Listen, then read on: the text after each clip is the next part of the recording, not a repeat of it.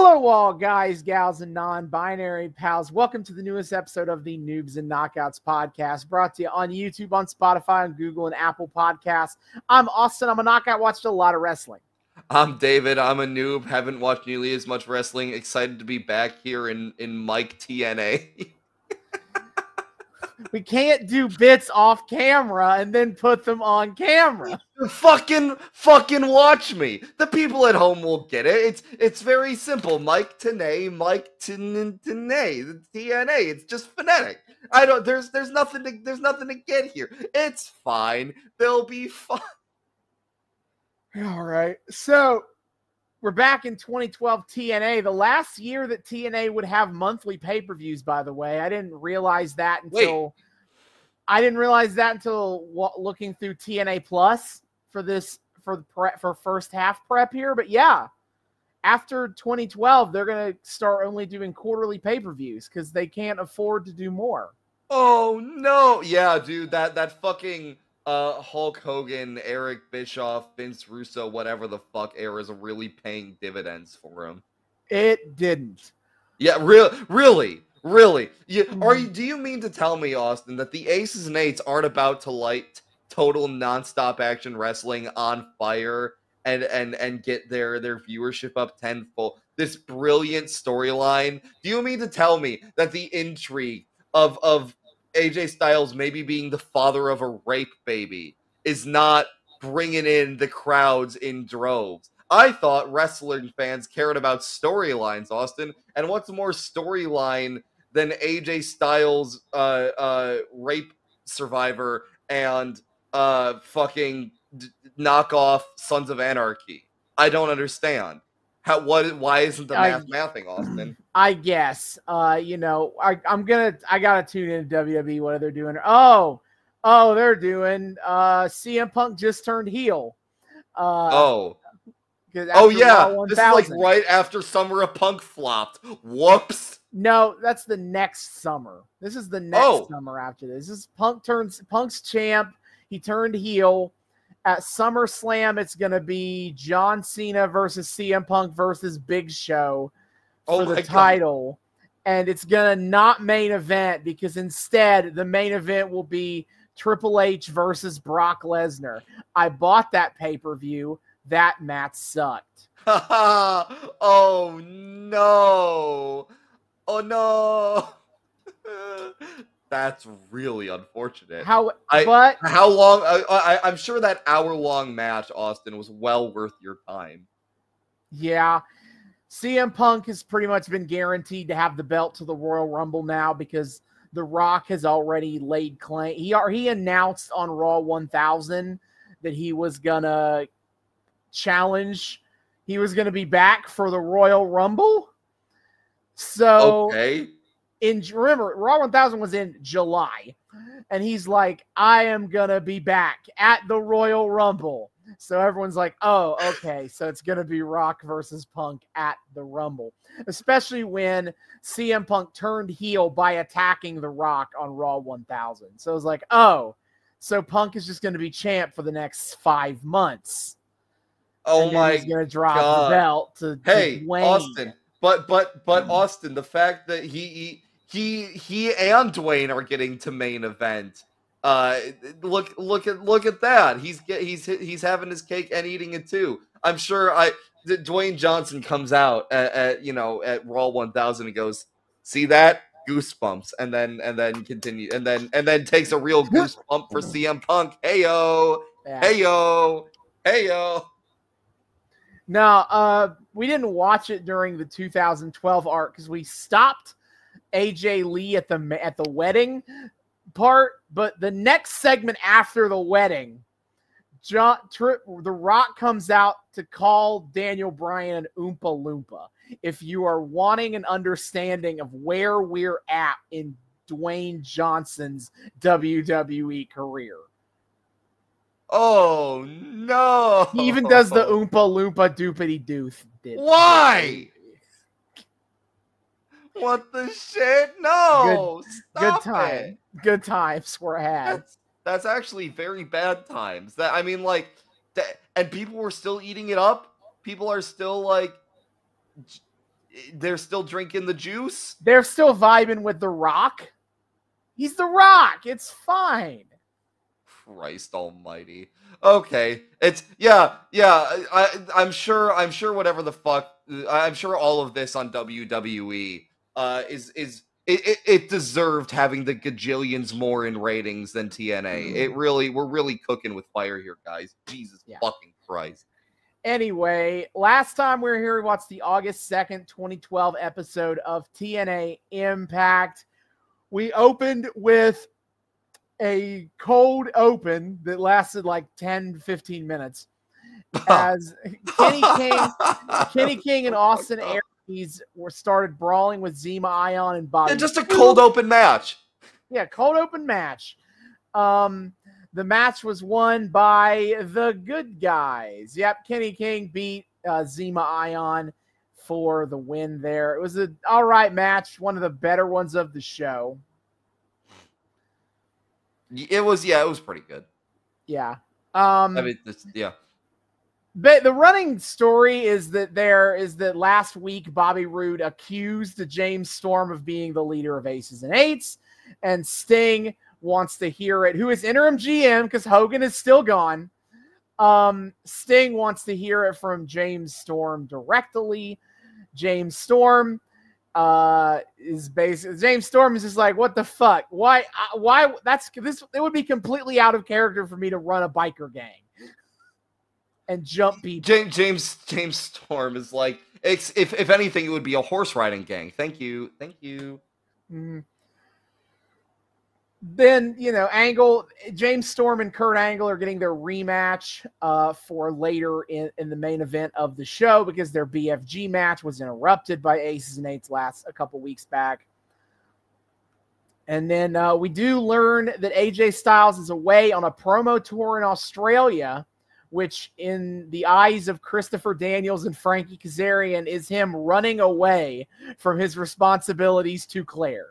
It makes him an absentee baby daddy, I guess. Yeah. Bully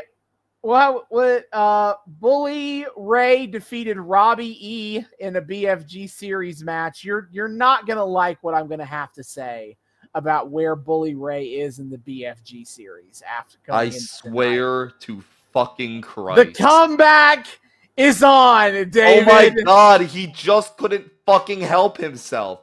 Holy shit. I was so enjoying watching Bully Ray get dicked into oblivion. Why? Yeah, I'm afraid not.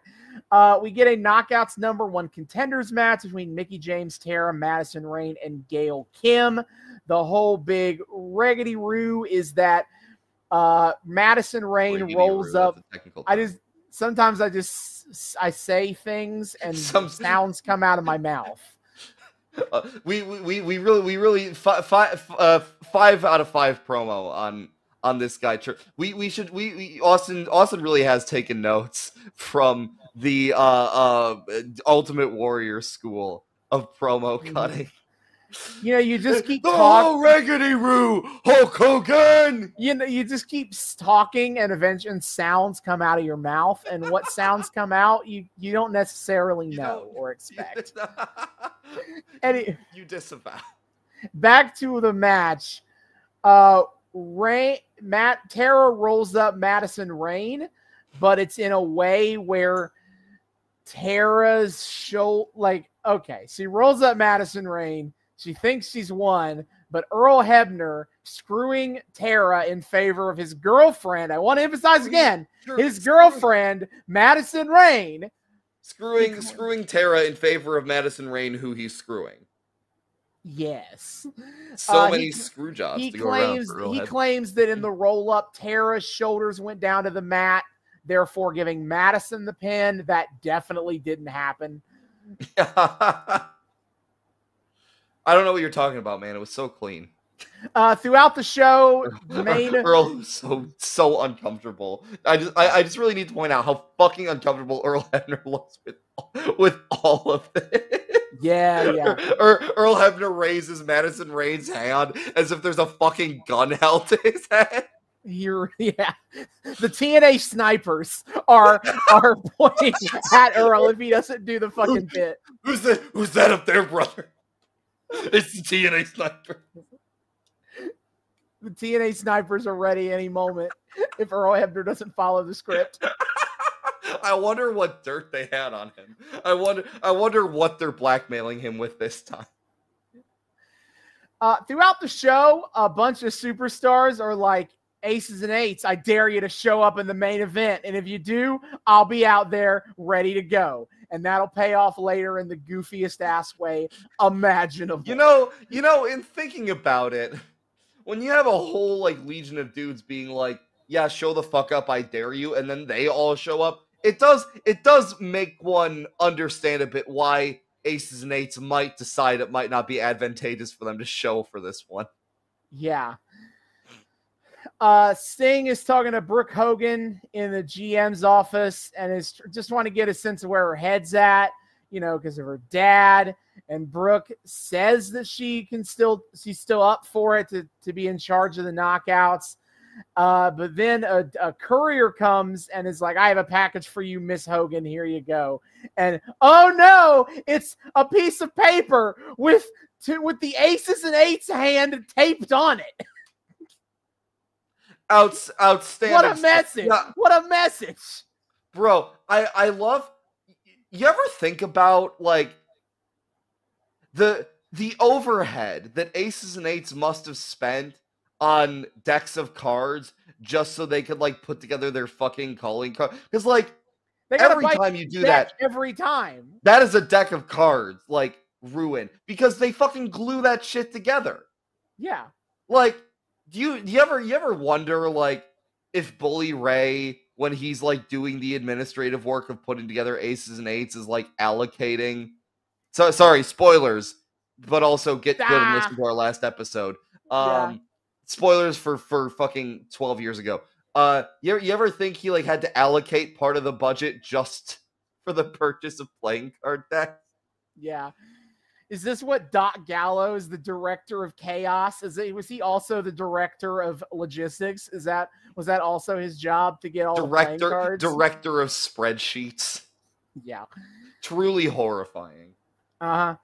Backstage, ODB was talking to Eric Young about how Brooke Hogan has been on her ass about not defending the knockouts titles, and also that EY, a man, is one half of the women's tag titles. As I have not stopped mentioning throughout this entire arc, they are presenting it as a problem that EY, a man, is one half of the women's tag champs now, but they will not strip him of the title for being a man for another 10 months. Fucking, I just don't understand like how this works in kayfabe. Like, how was he allowed to win it in the first place? You've explained this. I still don't fucking get it. I mean, I guess you can argue, you know, different regimes, different rules. But it's like, because I don't think Brooke Hogan was in charge of the knockouts when they won the title. Or maybe they were. Maybe she was. I don't remember. But also, like, it shouldn't matter. Like, if you have dedicated women's titles, how is there not, like, anything in your bylaws that says women's titles must be won by women, brother?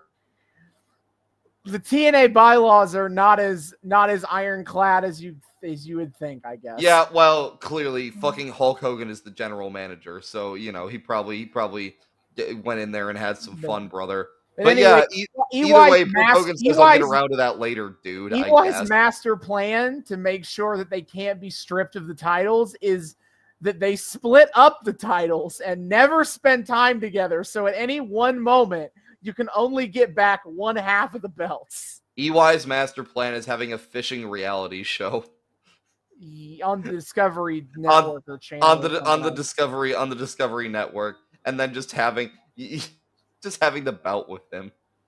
You think he brought that belt on the boat? You think he was just carrying that shit? Had to explain to the Discovery. Yeah, I was like, I want to see the episode where he brings the knockouts tag title to the boat and has to explain to the audience what this is and why he has it. And obviously, since he's telling a story in wrestling, that's going to do all the numbers, and Eric Young's fishing show automatically becomes the most popular. Sure. We get Kid Cash versus Chavo Guerrero. Chavo wins. Whoopity doo. Shocker. Not the end of the feud. Comes in with all this. Yeah, well, either way, Chavo comes in. Tis the season for pay-per-views. I mean, I guess every month tis the season for pay-per-views for the rest of the fiscal year 2012. But, Chavo comes in with a lot of pomp and circumstance behind his TNA debut. There do be pay-per-views of Bruin. I am so deeply shocked that he won his debut match. Absolutely crazy. Yeah. Kurt Angle is backstage talking to Wes Briscoe, son of Gerald Briscoe. And, Wes just like, can you get me an in with Hogan to get a job? Wes Briscoe wants to get a meeting with Hogan and then go to the titty bar. He's a simple man. Yeah, goated Wes Briscoe. We again get the world's worst baby shower as Frankie Kazarian and Christopher Daniels bring out Claire Lynch to give her a baby shower, and it's just like not funny. It's not funny stand up. I'll put Claire it like Lynch, that. Yeah, Claire Lynch finally on board with the Frankie Kazarian and Christopher Daniels side of this, as once she realizes, oh, they'll buy shit for me. All right, these guys are cool. I can materially benefit from this. It ends the big payoff moment is that they gave Daniels gives a gift of a baby doll in an AJ Styles hoodie. Bro, I feel like they could have gotten so much more clever than that. I feel like they could have found something, anything. Like that would have been a funny opening gag. That is not your climax gag. Please, please, God, climax with something else. Also, advice that I would give to Claire Lynch when she was debating whether or not to get AJ drunk and have sex with him. Yeah, yes. Claire is yells at the camera to do the right thing, AJ, for our baby. Oh yeah, iconic moment. Unfortunately. Yeah, Joseph Park continues to be hysterical, where the boys have been teaching him some inside lingo, and he asks Sting to not K-fab him. Yeah, I need to start using that, man. And he asks Sting about getting representation. Sting's like, I'm covered, but hey, what about that black hole slam you hit against Bully Ray? What was up with that? And Joseph Park acts, confused about it, and Sting tells him, hey, are you going to K-fab me right now? Fun. Sting always knows how to have a little fun with it. Great guy. Anyway. Yeah. Then we get Kurt Angle versus James Storm in the main event. The first half of the match is ruined by the comically long sequences of wrestlers just coming out one at a time to stand at ringside. But in the end, the Cowboy gets the win, and Aces and Eights were nowhere to be seen, which Bobby Roode says this is actually proof that James Storm is in charge of the Aces and Eights. Logic. And then it all ends in a brawl. They all end up fighting. And then Bully Ray, yes, reveals himself as the leader of Aces and Eights. Waka waka waka waka waka. Wait, hold on. He's gotta marry Brooke Hogan first. Calm down. Wait, what? Wait, didn't he make it very evidently obvious that he is the ringleader of all of this? No. Oh, I thought he fucking stepped back or whatever. No, Kurt Angle kind of stepped back, but Bully Ray did not do anything. Oh, I thought we are so far from the reveal of Bully Ray as the leader of Aces and Eights. Oh, okay. Fuck. Why did I swear to God. Okay, maybe I'm crazy. Now I got to go back and rewatch that. Fuck. Yeah, so tonight we're going to watch the August 16th episode of Impact. We're just 2 weeks. 2 weeks. 2 weeks? Oh, shit. The important thing is that we are now passing Hardcore Justice. This is the first show after Hardcore Justice. So I'm going to be real blasé about the results of the August 9th episode of Impact. Not a ton that you need to know happens. Yeah, I can imagine. Anything that I think is interesting, I'll let you know as part of the recap for Hardcore Justice. Please. So, the first match of Hardcore Justice was Kid Cash and Gunner versus Chavo Guerrero and Hernandez in a perfectly normal one-on-one match. What? First match of Hardcore Justice is a normal match. Wait, but a one-on-one match? You just called a tag match. My bad. A normal. Okay. I thought that was part of the joke. Was that like? No. Yeah, it's still just a one-on-one match, and Chavo and Gunner are fucking. No, the joke is that it's a normal match on Hardcore Justice. Amazing. Chavo and Hernandez get the dub as you would expect. Really? Wow. Yeah, this feud is really going places. Chavo 2 wins in against the heel. Yeah. So then we start to the BFG series. There are 3 BFG series matches tonight worth 20 points each. I will talk about the overall standings of the Bound for Glory series at the end. Okay. First match was the Falls Count Anywhere match. D'Angelo De Niro, Rob Van Dam, Magnus, and Mr. Anderson, except it's not, because backstage, the Aces and Eights have beat down D'Angelo De Niro. On August 9th, they cut the Aces and Eights cut their first promos, and by that I mean they were backstage pre-taped videos with a voice filter over them, and I could barely understand who it is. And having them sit and talk makes it as obvious as possible that D'Lo Brown is the main BFG guy right now, because D'Lo Brown has a very unique head shape and body type that's like, oh, yeah, that's D'Lo Brown under that mask. Oh, no. But they cut some generic bullshit promo about how our presence will be felt at Hardcore Justice. The Aces and Eights have chosen not to speak previously. First, it was of our own volition. Then it was at the direction of the president. Because the freaks come out at Hardcore Justice. Yeah.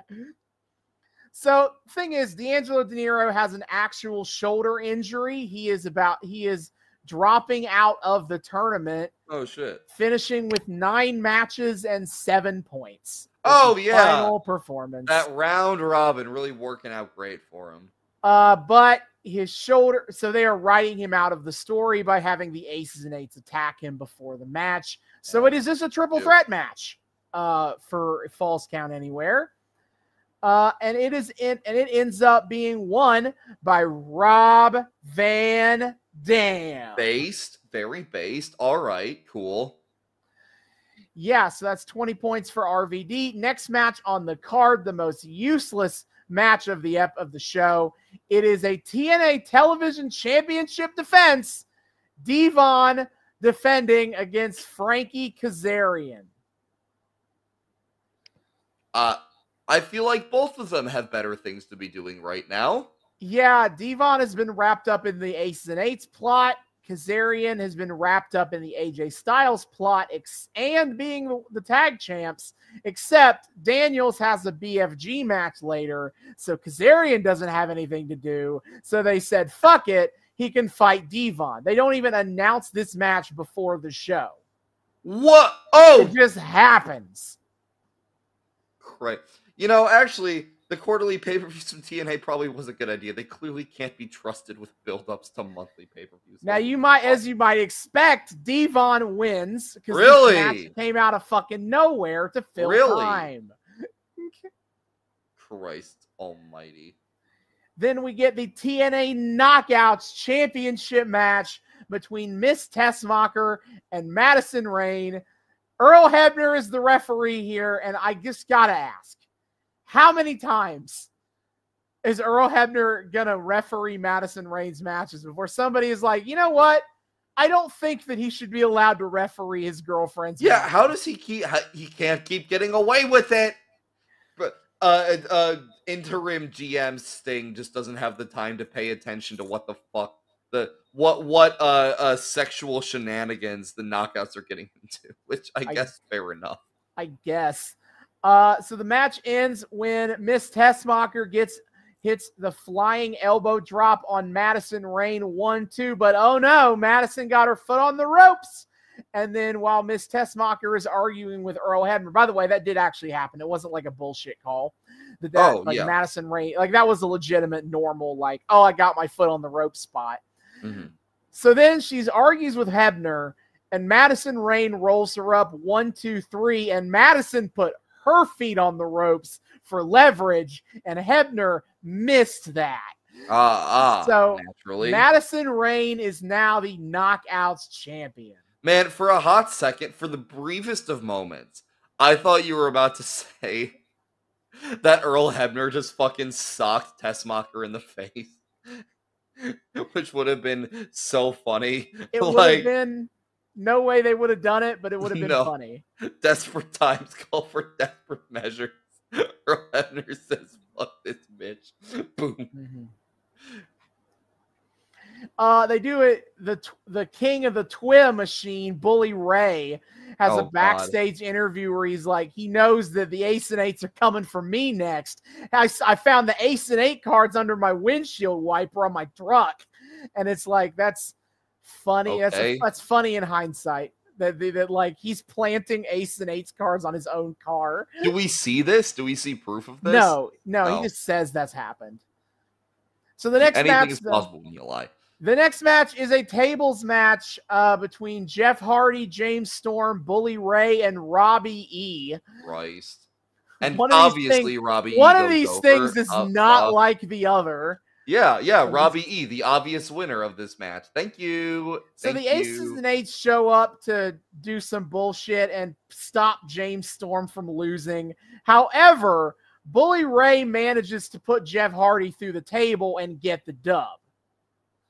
Interesting. Yeah. I feel like the Aces and Eights originally were very much not planning on framing James Storm, but then like Bobby Roode just started getting all conspiracy brained about it. They just kind of looked at each other as like, yeah, I mean, I guess that works. Yeah, for sure. So Bully Ray gets the second 20-point dub of the night. Oh, good. That makes me so happy. Is anything, let's see. I'm skipping Austin Aries had a promo that meant nothing, was just talking about the main event. So, in other words, he had an Austin Aries promo. Yeah. Then we get the X Division Championship match, Zema Ion versus Kenny King. Kenny King getting another shot. But Zema Ion gets the dub straight up. Then we get the BFG Series ladder match, AJ Styles, Kurt Angle, Samoa Joe, and Christopher Daniels.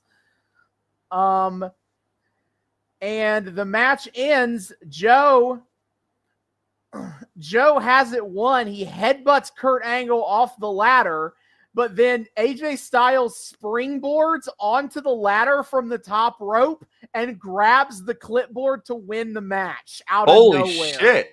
Holy shit. So he steals the match out from under Joe. Joe is, of course, understandably happy about this. Oh yeah, I'm sure Samoa Joseph took this extremely well. Yeah. So no enjoyer of losing, Samoa Joe. AJ Styles gets the win here. I guess I was going to mention August 9th just to know what happened on that show. Not much advancement in the Claire Lynch thing, except for like two things. AJ Styles, now that he's back, gets confronted backstage about the pictures thing. And he goes, excuse me, what the fuck? AJ's answer is really weird because, okay, so what he says is he's like, first of all, how bad a sex do you have to be for someone to not remember it? Which I don't know what you're implying, AJ. Are you implying you did have sex with Claire? He was cooking that one the entire time he was in Australia. He's like, oh, what can I say to really get her ass? And then and that is what he came up with, and he's clearly so proud of it. He also mentions, hey, I don't drink. That, so, that's this is a bunch of bullshit. He is going to give an explanation for the pictures, but then he has to time for my match. Gotta go. So he does not finish his answer on that. Jesus Christ. This whole fucking plot is just making everybody take stupid pills to make this extremely obvious conclusion of what the fuck is going on here and come out in the most contrived ass way. Oh my god. Yeah. So then AJ is getting to match with Kurt Angle in the BFG series. The dream match that has never once in a lifetime never happened before. That's true. Claire Lynch is front row here, but she's not being distracting or even mad. She tries to play supportive girlfriend. This is AJ Lee levels of inconsistent craziness. I mean, to be fair, if my rapist appeared at ringside and tried to act like a supportive girlfriend, that would throw off my game a little bit. Yeah, and AJ does lose. And then after the match, he's walking up the ramp. Claire Lynch stands up and yells at him and is like, "Hey, AJ, you gave it your best shot. Good match, AJ." And he just has this bewilderment that she's talking to him right now. And then he just leaves without saying anything. And she's like, AJ. Oh man, I love the new Netflix drama, Baby Reindeer. I do have to say though, I think it'd be really funny if Claire Lynch just stood up and started berating AJ for losing. Yeah. Fucking but fucking what? The father of my child does not lose matches. Yeah. Listen, we only got a couple more weeks, so I don't really care. Blessed release. Oh, we're so close. Then in the main event, it is Austin Aries versus Bobby Roode. The big deal about this match, as confirmed in the contract signing on the last week's episode of Impact, is that no matter the result, there will be no rematch. This is it. Oh, shit. If Aries wins, Bobby Roode can't challenge him again. And if Roode wins, Aries doesn't get a rematch for the title. They said, we are so fucking done with this feud. Shut up and go away. Yep. And I wish they could put a stipulation like that on a Young Bucks FTR match. Oh, baby. The match, they do a spot where both men get pinned at the same time. They pin each other, classic. 5 more minutes. Classic. Actually, though, so they do the classic fuck finish bit of it where one referee is like, this man's the winner. And another referee comes out and is like, no, this guy won. And then Earl and Bobby Roode takes this as well, a referee is saying I won, so I'm taking the belt and leaving. What the shit? But then Earl Hebner comes out to be the voice of reason referee. He takes the belt from Roode and is like, no, restart the match. We are going to have a decisive winner. I guess Earl Hebner is also having sex with Austin Aries. Yep. And then the match ends when where Roode hits the heat-seeking missile onto the title belt to Aries, but then Aries kicks out. Roode is offended. Roode shoves the referee, so the referee shoves him back, and then Aries rolls up Bobby Roode for the win. Some real fucking 2K24 ref shit. Yep. Guest ref shit. You can just fuck with the wrestler. Oh, DQ. Yep. So Austin Aries wins and remains the champion, and Bobby Roode can no longer challenge for the belt as long as Austin Aries has the title. Good. Let's have another feud, please. Yeah. So this is as I said, this is the first episode of TNA post Bound for Glory, Hardcore Justice. Excuse me. So let's cover the Bound for Glory series. Oh, joy. Everybody up to this point has had at least 8 matches. And at least. To clarify, the max is supposed to be 13. 13 is everyone's amount of matches, except Mr. Anderson, because Mr. Anderson wasn't in the initial Battle Royal for 20 points because he was fighting Austin Aries for the bet. He was fighting Bobby. He had a title match with Bobby Roode that night. And and also including D'Angelo Gennaro because he got fucked up. They actually will make this up. I looked ahead and they will figure out a makeup so that everyone has the same amount of matches, even if D'Angelo got hurt. Really? Yeah. Fascinating. They will do a makeup situation. I don't know if we'll ever talk about it. It kind of happens after the arc. I guess I'll just go ahead and say it. Is they run a triple threat match with the 3 guys who didn't get to wrestle D'Angelo Dinero yet. Oh, interesting. That's okay. It's like Robbie E, AJ Styles, and I think one other person I don't remember. I did look it up, but that's what happens. Gee, I wonder who won that bout. Robbie E, actually. No way! Wait, yeah. No. Robbie E got a second dub. Oh! That's amazing! That fucking rules. Yeah, baby. He does not finish right there. He does not finish in last. He finishes in second to last. That's my GOAT, Robbie. Anyway, so let's cover where we are in the BFG series. By the way, on Hardcore Justice, they made clear that the goal is to be top 4 because top 4 will move on to the semifinals. I'm sorry, there are semifinals? Yeah, so the structure is what? The 12-man round robin, then top 4 will wrestle each other. The winner of that, then it's a single elimination thing. You know how that works. Yeah. So keep that in mind for when I'm talking about people's positions in the spots. At number 1, with 7 wins, 3 losses, and 2 draws, it's James Storm with 66 points. Jesus. I mean, yeah, he's that battle royale, man. Some game-breaking shit. I mean, he's been holding up his end of the bargain anyway. His only losses have been to he lost to did he lose to Hardy? Who was his first loss? I've already forgotten here. Might have been. He lost to Bully Ray. Oof. Oh, and then he lost the Hardcores match. So that's that's how he gets to 3 losses there. Then in second place with 6 wins and 3 losses at 55 points, Rob Van Dam. Oh man, he's moved the fuck up the leaderboard. That rules. He has. In third place with 6 wins and 4 losses, it is Samoa Joe at 54 points.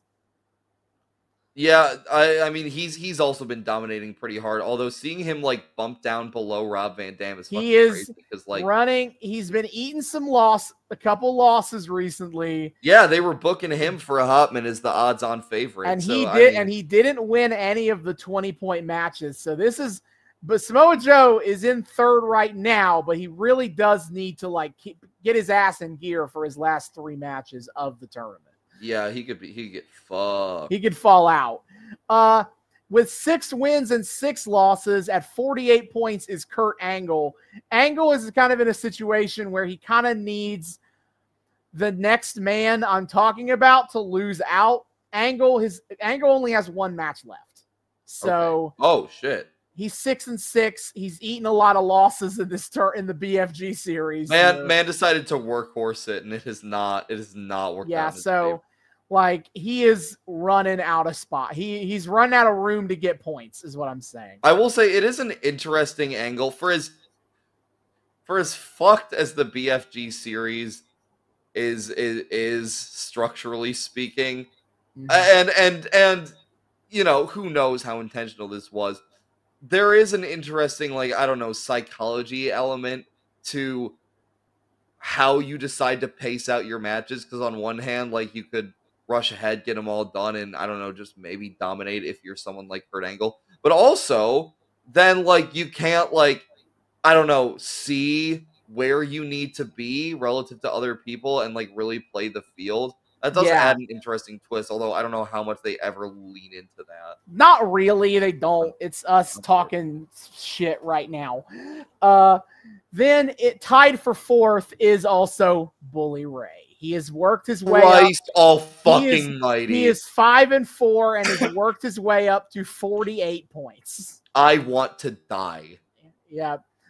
Then at 6th, at 5-1, it is Mr. Anderson at 40 points. Now we're talking about that. That was a guy who wrestled a ton of matches early and thus was near the top early on. But he only has 2 matches left. He's kind of run out of points to get as well. Yeah, I have to say, I think it might just straight up be bad BFG strategy to blaze ahead like that. Yeah. Then AJ Styles as next. He has a record of 3-4-1 and 36 points. But here's the thing. He has the most matches left. He still has 5 matches. Yeah, bro. You think Brother's been a little distracted by anything going on? Yeah, so like AJ could easily still he more than anybody can still like make moves to like get up into the top. Yeah, I am interested in like which way they decide to go with that, because for a while just AJ's involvement in the BFG series just, I don't know, felt incidental. Like, oh yeah, he's here because, you know, we want to get AJ Styles in a big tournament like this, but also he's dealing with the Claire Lynch bullshit, so fuck off, actually. Yeah. Then in 8th place is Jeff Hardy at 5. He's 5-5, 35 points. Guy is just, you know, if I had to try to like put real strategic thought behind it, dude only wins by pinfall. Mediocre win-loss record. Didn't get any of the 20-point. Didn't get either 20-point match type to, you know, be able to still be competitive. He is the king of the middle of the pack. Yeah. Then in 9th place with 5-7, it's Christopher Daniels. He has 33 points. He only has 1 match left, and I'll go ahead and spoilers. It's against AJ. Is his last match. Oh, so he's obviously out, but you know, not a terrible run for Christopher Daniels overall. Again, he's been a little preoccupied too, being an asshole. In 10th place at 4-8 is Magnus with 28 points. Who? You remember Magnus, Nick Aldis. Anyway, back to people who exist and not Austin's imaginary friends. Sure, okay. D'Angelo De Niro is in 11th. He is at 7 points, and he is done because of injury. But he's not legally last because Robbie E at 12 matches is 1-11 and has 5 points. No, how could they do this to my boy? Yeah. So I talked about it along the way, but you know, obviously we've talked about the whole fucking time that a uneven amount of matches left. James Storm, Kurt Angle, Christopher Daniels, Magnus, and Robbie E have, and Mr. Anderson. So half the field has 1 match left. I feel like a lot of these dudes are going to have last matches against AJ Styles, actually. Probably. Samoa Joe and Jeff Hardy have 3 matches left. Rob Van Dam, Bully Ray, Rob Van Dam and Bully Ray have 4 matches left, and AJ has 5. Oh, Jesus. Wait. Run that one by me one more time. I need to math this. If that actually works out right? Yeah. Okay. James Storm, Kurt Angle, Christopher Daniels, Magnus, Robbie E, and Mr. Anderson have 1 left. Oh, okay. Nobody's done yet. Okay. Nobody's done yet. Okay. 6 matches. Joe and Hardy both have 3 each, so that's 12. RVD and Bully Ray have 4 left, which is 20. AJ has 5 left, 25, but I already told you they're going to run a triple threat to fix the D'Angelo De Niro problem. 24, I guess. Or yeah, it's effectively 24. Which I guess that's 1 less match that's going to happen. Which I guess split that in half for the fact that, you know, we're 12 matches left in the tournament total. 12 matches left, and we still have semifinals after that. Yeah, so they're hyping up that Why will this never end? It goes through to the build to the last show before the next pay-per-view, No Surrender, and I think like on No Surrender they do a one night top 4 and just finish it there. Christ almighty. But then they do the finals at BFG? No, the finals are at No Surrender. Wait, I thought you said that was the semifinals. The semifinals and the finals. Oh, what the fuck? Yeah, they're going to finish the tournament, and then at BFG, the winner gets the title shot. Oh, okay, sure, I guess. I feel like it's weird to not have the Bound for Glory series end at Bound for Glory. I get it, but like, it's funny. Bound for Glory series. It culminates at No Surrender. Sure. So that's the state of the BFG series so far here. The state of the BFG series, as it always is, fucked. So if you'd like to watch along with us, you can do so at tnaplus.com. That's where TNA has all their back catalog. Let me quickly look up this episode of Impact to know if it's on YouTube. There is a channel that apparently has it in 10 parts, but it also looks like it was filmed live on a camcorder in 1999. So maybe don't watch that one. I'm going to assume you mean live on TV and not live in the Impact Zone. Yeah, I am speaking to the quality of the video, not factual matters of the. Fuck that! They just do the fun. Did they just recreate it in the video? What the fuck? This is the video. What? This is video game clips. Fuck this. Wait, no. They recreated an episode of Impact in the Impact game. I don't think that's true. I'm not clicking it. All I know is it's bullshit. It's not true. That's not it. Point being, that is really it's not funny. there. That is extremely funny. So TNA Plus, their TNA streaming service. That's where you can watch that episode. When we come back, we will be talking about the August 16th, 2012 episode of TNA Impact. Outstanding.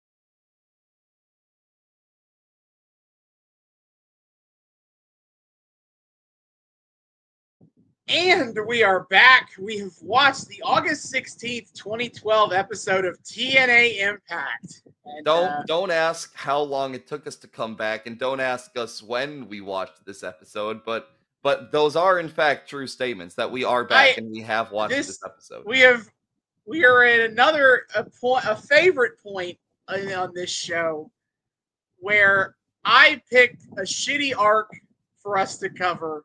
And then I get mad because the arc is shitty. Oh, yeah? Are we once again reaping what we have sown, Austin? Yeah, we are. I keep expecting one of these bad arcs on this show to be bad in a way that I would at least find entertaining. And I feel like the closest we've gotten to that was Katie Vick. And other than that, it just keeps not happening. The bad is just bad. Yeah. Like, it creates for good riffing, but like, Jesus H. Christ, this shit is brutal. I'll get into it, but like, Jesus, Lord God, Joseph, Mary, whatever, everyone in 2012 TNA is like downing stupid pills before every episode. Nobody in here has an IQ higher than 5. It's actually insane, and it's so goddamn frustrating.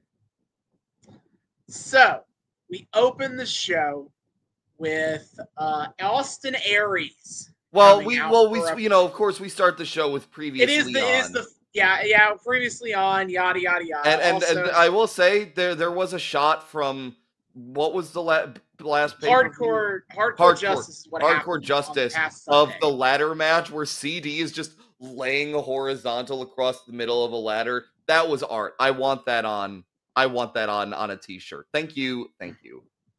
Also, Today I learned that Samoa Joe once slummed it up in a tag team with Magnus and their former champs somehow.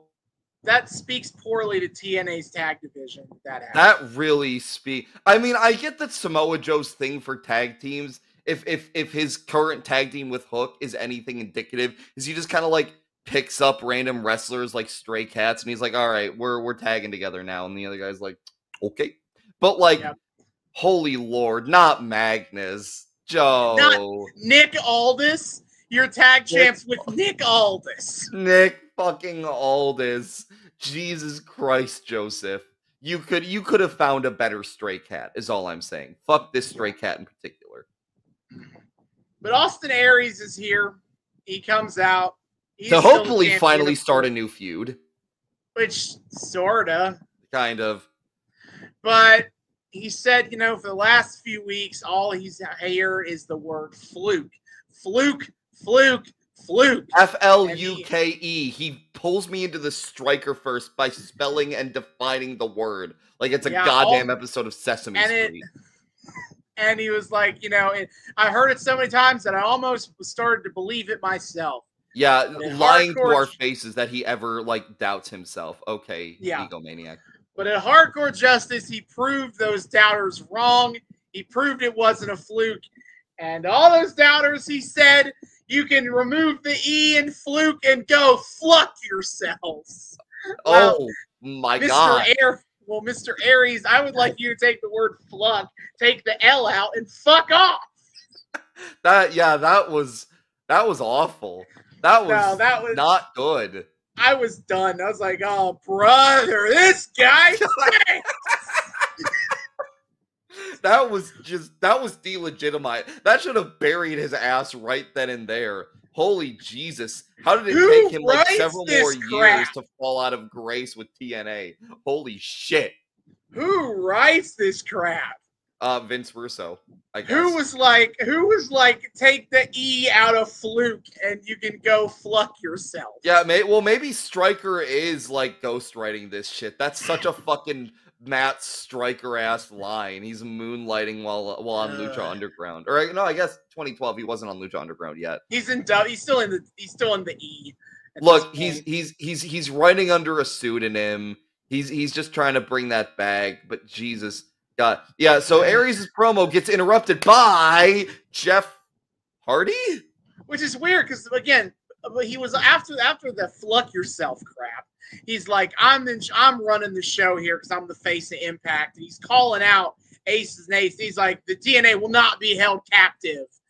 And God, he does mention that BFG series is winding down, and we will have more on that later. Mm-hmm. But it doesn't matter who wins because he's walking out of Bound for Glory as the champion.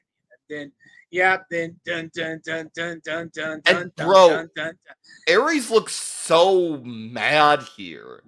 Like he looks like they're fellow faces, but he looks so fucking pissed to see Jeff Hardy. He's like, please, Jeff Hardy, come into my ring. You must have something to say. I'm pretty sure that's a direct quote from him. Yeah, he's like, I'm sure you have something important to say.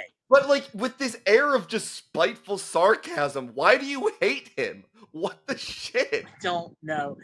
To be fair to him, I don't know why Jeff Hardy felt like he needed to come out of here.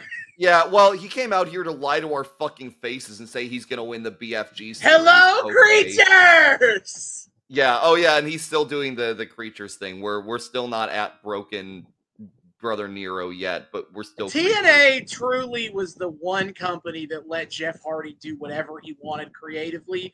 You can ask yourself whether that was a good idea or not. Yeah, that we'll leave that up to you to decide. But yeah, Jeff Hardy's out here to call out Aces and Eights because he wants a warm-up match, I guess. And then Bully Ray because they cost him 20 points at Hardcore Justice. And then out comes definitely not Aces and Eights, Bully Ray. Yeah, I mean, he called out Aces and Eights and Bully Ray walks out. I mean, yeah. I don't know at what point they decided that Bully Ray was going to end up the leader of Aces and Eights. I don't know if they already knew that. I don't know if that was the plan from the start. But I will say this whole episode, with the context that Bully Ray will be the leader of Aces and Eights, is so funny. His actions. Do we have any word on the creative process for Aces and Eights? I haven't really looked into it. That's fair. But it is so funny in retrospect. Everything that Bully Ray says and does in this episode, with the knowledge that in 9 months it will be revealed that he was the leader of Aces and Eights. 9 months? I feel like he fucking solidified it on the last episode when he stood back and allowed Aces and Eights to do their thing. How the fuck does it take us almost another year? Let me look it up. Let me look up when the fuck he is officially announced as the leader. March 10th. March 10th. 20. It will be when he is announced as the president of Aces and Eights. Why did they drag this shit out for so long? Why? What was It's bad. Yeah, what was the what? They thought they were cooking NWO style. Oh my god! But NWO didn't cook for a year. They cooked for a month, and then they started getting weird with it. What? Yeah, well. Oh my god. Okay. But anyway, Bully Ray, he is I didn't know you were stupid. James Storm is behind Aces and Eights. Well, the best part is he goes, "Don't you get it?" And you can see Jeff Hardy mouth, "I don't get it. I don't get it. I always knew your brother was smarter than you." Yeah, I keep forgetting, is Matt here right now? I don't think so. I don't think Matt Hardy is here yet. Weird. I don't know for sure, but not ringing a bell. But Bully is Aces and Eights was coming for him at the pay-per-view. They said so, and the only reason they didn't is because James Storm super kicked him.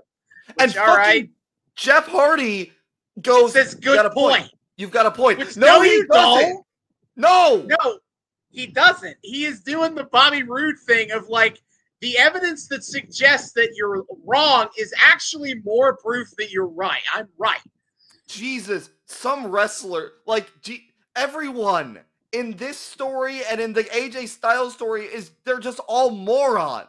Every single one. Why are we painting our wrestlers to be this fucking dumb? Do we think it's because our audience is this dumb and can be stringed along this easy? They think this is compelling drama of who could it be? Oh my god. Well, somehow Austin Aries does something actually funny by interrupting this stupid bullshit and then starts to cut a promo on Bully Ray's swollen ass calf. I feel like since last week, Bully Ray got on the Twitter machine, saw a bunch of people tweeting about his jacked calves, and told Dixie Carter, "Hey, you gotta put my calves over. The fans love my calves." Because there are so many things in this episode that put over that Bully Ray is got jacked lower legs. But he it gets put over as the face making fun of him for it, but I guess that Bully Ray still feels vindicated about but it's because my calves are so jacked though. Yeah. Jesus. Yeah, Aries. It was funny though. Hey, I'm loath to admit. Capzilla, hey, I'm trying to talk to the brains of this operation, and you got more blood flowing down there than you do up top. That's a good point. I forgot the extent of that quote. Maybe that is still a pretty solid way of saying that your calves are jacked as fuck. So even if it's a backhanded compliment, it's still a compliment, and Bully Ray's ego is fulfilled. Holy fuck. And Aries is "Hey, Bully, you're going around here accusing everybody. Maybe you're part of Aces and Eights." Why is Austin Aries the smartest guy here? I hate this shit so much. Yeah, and then Aces and Eights do an pull up on the video board, and they go we've skipped past it, but basically Bully Ray, when he was talking about to Jeff Hardy, was like, I got lucky, but I still on Sunday, but I still got the win. And then so Aces and Eights are like, will come on screen with their very obvious, which is totally not pre-taped Bully Ray. Yeah. It's actually not. It's the leader is clearly D'Lo Brown. Oh, it looked like Bully to me, and it sounded like Bully to me. Does D'Lo Brown have the accent too? No, but I mean he's got the voice changer going. But it's like, yeah, D'Lo Brown is clearly the person talking. Oh, okay. For these segments here. And Christian York is clearly one of the fucking dudes in the back with the long hair and who's barely masked. But anyway, Aces and Eights guy is like, you're right, Bully. You're 100% correct. You did get lucky on Sunday, and they just promised to make their presence felt in a big way tonight. I feel like at this stage, if they have D'Lo so front and center in the Aces and Eights, then they had to have had plans that Bully was at the top of it all. Like, I feel like they would definitely put D'Lo and Bully together as a package deal for that from the get-go. I mean, if Devon is the first of the three. Oh, fuck, D'Lo Brown. I got D'Lo and Devon mixed up. Fuck. Wow. David, wow. Look, but I mean, Devon does come in and officially get revealed in like October. Oh, okay. Wait, before Bully? Yeah. Fuck off, man. Oh, I hate this shit so much. But yeah. D'Lo, I think, is the kayfabe vice president of the group. Okay. And Devon is the sergeant at arms. Oh, well, that would make sense. I guess Bully didn't want to show too much nepotism in his biker gang, so he didn't make his brother the VP. Are they still brothers in kayfabe here? It's sorta. Okay. Everyone knows they're the Dudleys, so they're kind of brothers. Yeah. We're either way, his brother from another mother. That's still a type of nepotism, you know. But yeah. And then Bully Ray is like, see, they hate me. I'm not part of them. Open your eyes. And Aries responds with, shut your mouth. Dude thinks he's cooking, and apparently so does the show, because the show cuts away on this line. Extremely weird cut to commercial there. It does not feel like the end of the segment. They think that was a good enough line to, like, end the segment on. Like, they thought that was a mic drop. Oh, brother. Okay. Oh, Aries delegitimizing it. Like, the bell curve we're on here of Aries starting so low with go fuck yourself, and then being the smartest guy about, like, what the fuck is going on with Aces and Eights, and then shooting back down to open your eyes, shut your mouth. Like, fuck, man. Just delegitimizing as a champ. Get this guy out of here. Johnny Action or whatever the fuck. What would he have been? He was Johnny Impact. Johnny Impact cannot get here soon enough, man. Holy shit. Although Aries is going to leave TNA, go to WWE, then come back to TNA, and that's when the Johnny Impact stuff happens. Bruh. But anyway, we get a recap of the BFG series, so with the current leaderboard, and then we go back to Magnus backstage. And they're asking him about preparing for his match with Joe, and he's like, I've been preparing for this match for a long time. I know everything about Joe as a wrestler. We were tag partners, but I also know everything about Joe as a man. And if you can get in a man's head, you can beat the machine. Yeah, Magnus is waffling about how he and Joe know each other so well. Bloody, does not come across in the next match. For some reason, in the middle of this promo, the camera just trails down to one of his pecs for a second. Which, I know his words aren't interesting, but brother, his eyes are nevertheless up here. Yeah. What the fuck? It just slowly pans down to his man titties for a second. They're like, we've seen enough of Magnus's face. Let's We're doing something for the girls and the gays right now, all right? We got to get this guy over somehow. Holy shit. Which their match is next. It is the Samoan submission machine Samoa Joe versus Magnus. Bro, and we're getting our requisite on-screen tweets of the episode. I am begging them to just be anything more than just uninteresting marking by the fans. Holy shit. It's so dumb. This is also their plug that Dixie Carter has breaking TNA news on her personal Twitter account. Every week. I'm yelling at a brick wall here because it does not matter. Dead horse. But dead horse. God damn it. Get a real social media team, TNA. And not just Facebook. Holy shit, not just Facebook. But whatever. This match is fine, I guess. Bro, but I have no notes on this because Magnus is over here going, yeah, Joe and I know each other so well that this match is going to be crazy. And then the match is 3 minutes long and it ends with Joe beating Magnus on a fucking roll-up. Yeah, so it sort of maybe sells a little bit the idea that he knows Joe's moveset because he does counter Joe's big moves, specifically the coquina clutch. He does the thing where you roll out of it into a pin. He blocks the muscle buster. That's fair. And it requires, and Joe has to get a win with a roll up pin. But also Magnus looks like a loser for a lot of the match. Bro, and he clearly did not get in Joe's head at all. So yeah, Joe wins with a pin. Fuck you. Yeah, and Magnus takes this well. Chair shot. And I will take this moment to tell you that I have done some advanced analytics in the BFG series standings we're keeping track of here. Oh my. I have now tabulated everybody's max remaining points based on the number of matches they have left. Ooh. And have determined who is mathematically eliminated for making the top 4. The reason I bring it up now is because one of them is Magnus. Hey, who also this was his last BFG match.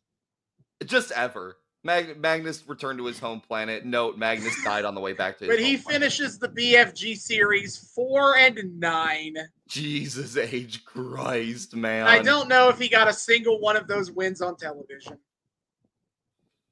No, well, he must he have? Did he? Fuck. That's actually a good point. I don't think I've seen him win. Now we've skipped a couple episodes, but I don't remember seeing him win either. Well, fuck. Cooked. Just utterly cooked. There are 3 other men who are mathematically eliminated. D'Angelo De Niro, obviously, he's out injured, and even when he wasn't injured, he finished 1-8. Robbie E, shockingly, at 1-11, is mathematically eliminated from the tournament. Wait. Oh. This isn't how many matches they all have total by the end. This is how many matches they've had currently. Yes. Okay, I was about to say 1-8 versus 1-11. Yeah, round robin. Okay. No, that's because De Niro got injured. Remember, he's out. I forgot about that. So he is done at 1-8. He's Robbie no matter what. Robbie E still has one more match, but he's also 1-11. He cannot win. He's does not a matter. little hooked. And then Christopher Daniels is also mathematically eliminated. Bruh. He came into this episode at 5-7, and the result of his match with AJ tonight did not affect that at all. Like, he was good. He was out no matter what. I know he and Kazarian are on the verge of forming like an acclaimed tag team, but man, this whole ass Claire Lynch shit has completely taken his focus away from actually being able to like do good wrestling shit, and he's fucking duded himself for the BFG so hard. Yeah. Everyone else is still mathematically in the game, though I will note that Mr. Anderson is just barely hanging on.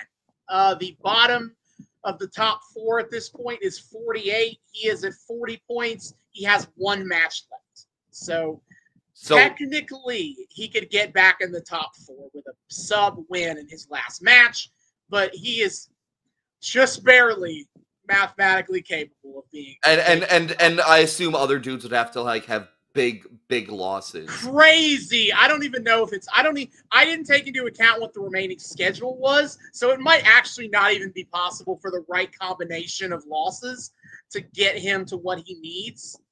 I was just doing like, what's the bottom now? What's his max? And we're a two-man crew. Our advanced analytics can only be so advanced, all right? Also, I don't give enough of a shit about BFG to dig this deep. It is so goddamn convoluted. Yeah, everyone else has a lot more wiggle room to still make the top. That makes sense. I'm not gonna. I will do more. I will talk about what the standings are when we get to the end. I don't think you said, what is Anderson's like record right now? Anderson is 5-5-1. So he's at a like neutral record. So you can't have a losing record right now and be holding on. Not really. You can be net zero. Yeah, everyone with a everyone who is still in play has at least a even record. Okay. If not a win. And also Anderson only has one match left because the episode where they did the gauntlet match for 20 points that James Storm won, Anderson was competing for the world title on that episode, so he wasn't in that. Oh shit. So he finishes with one match less than everybody else because of that.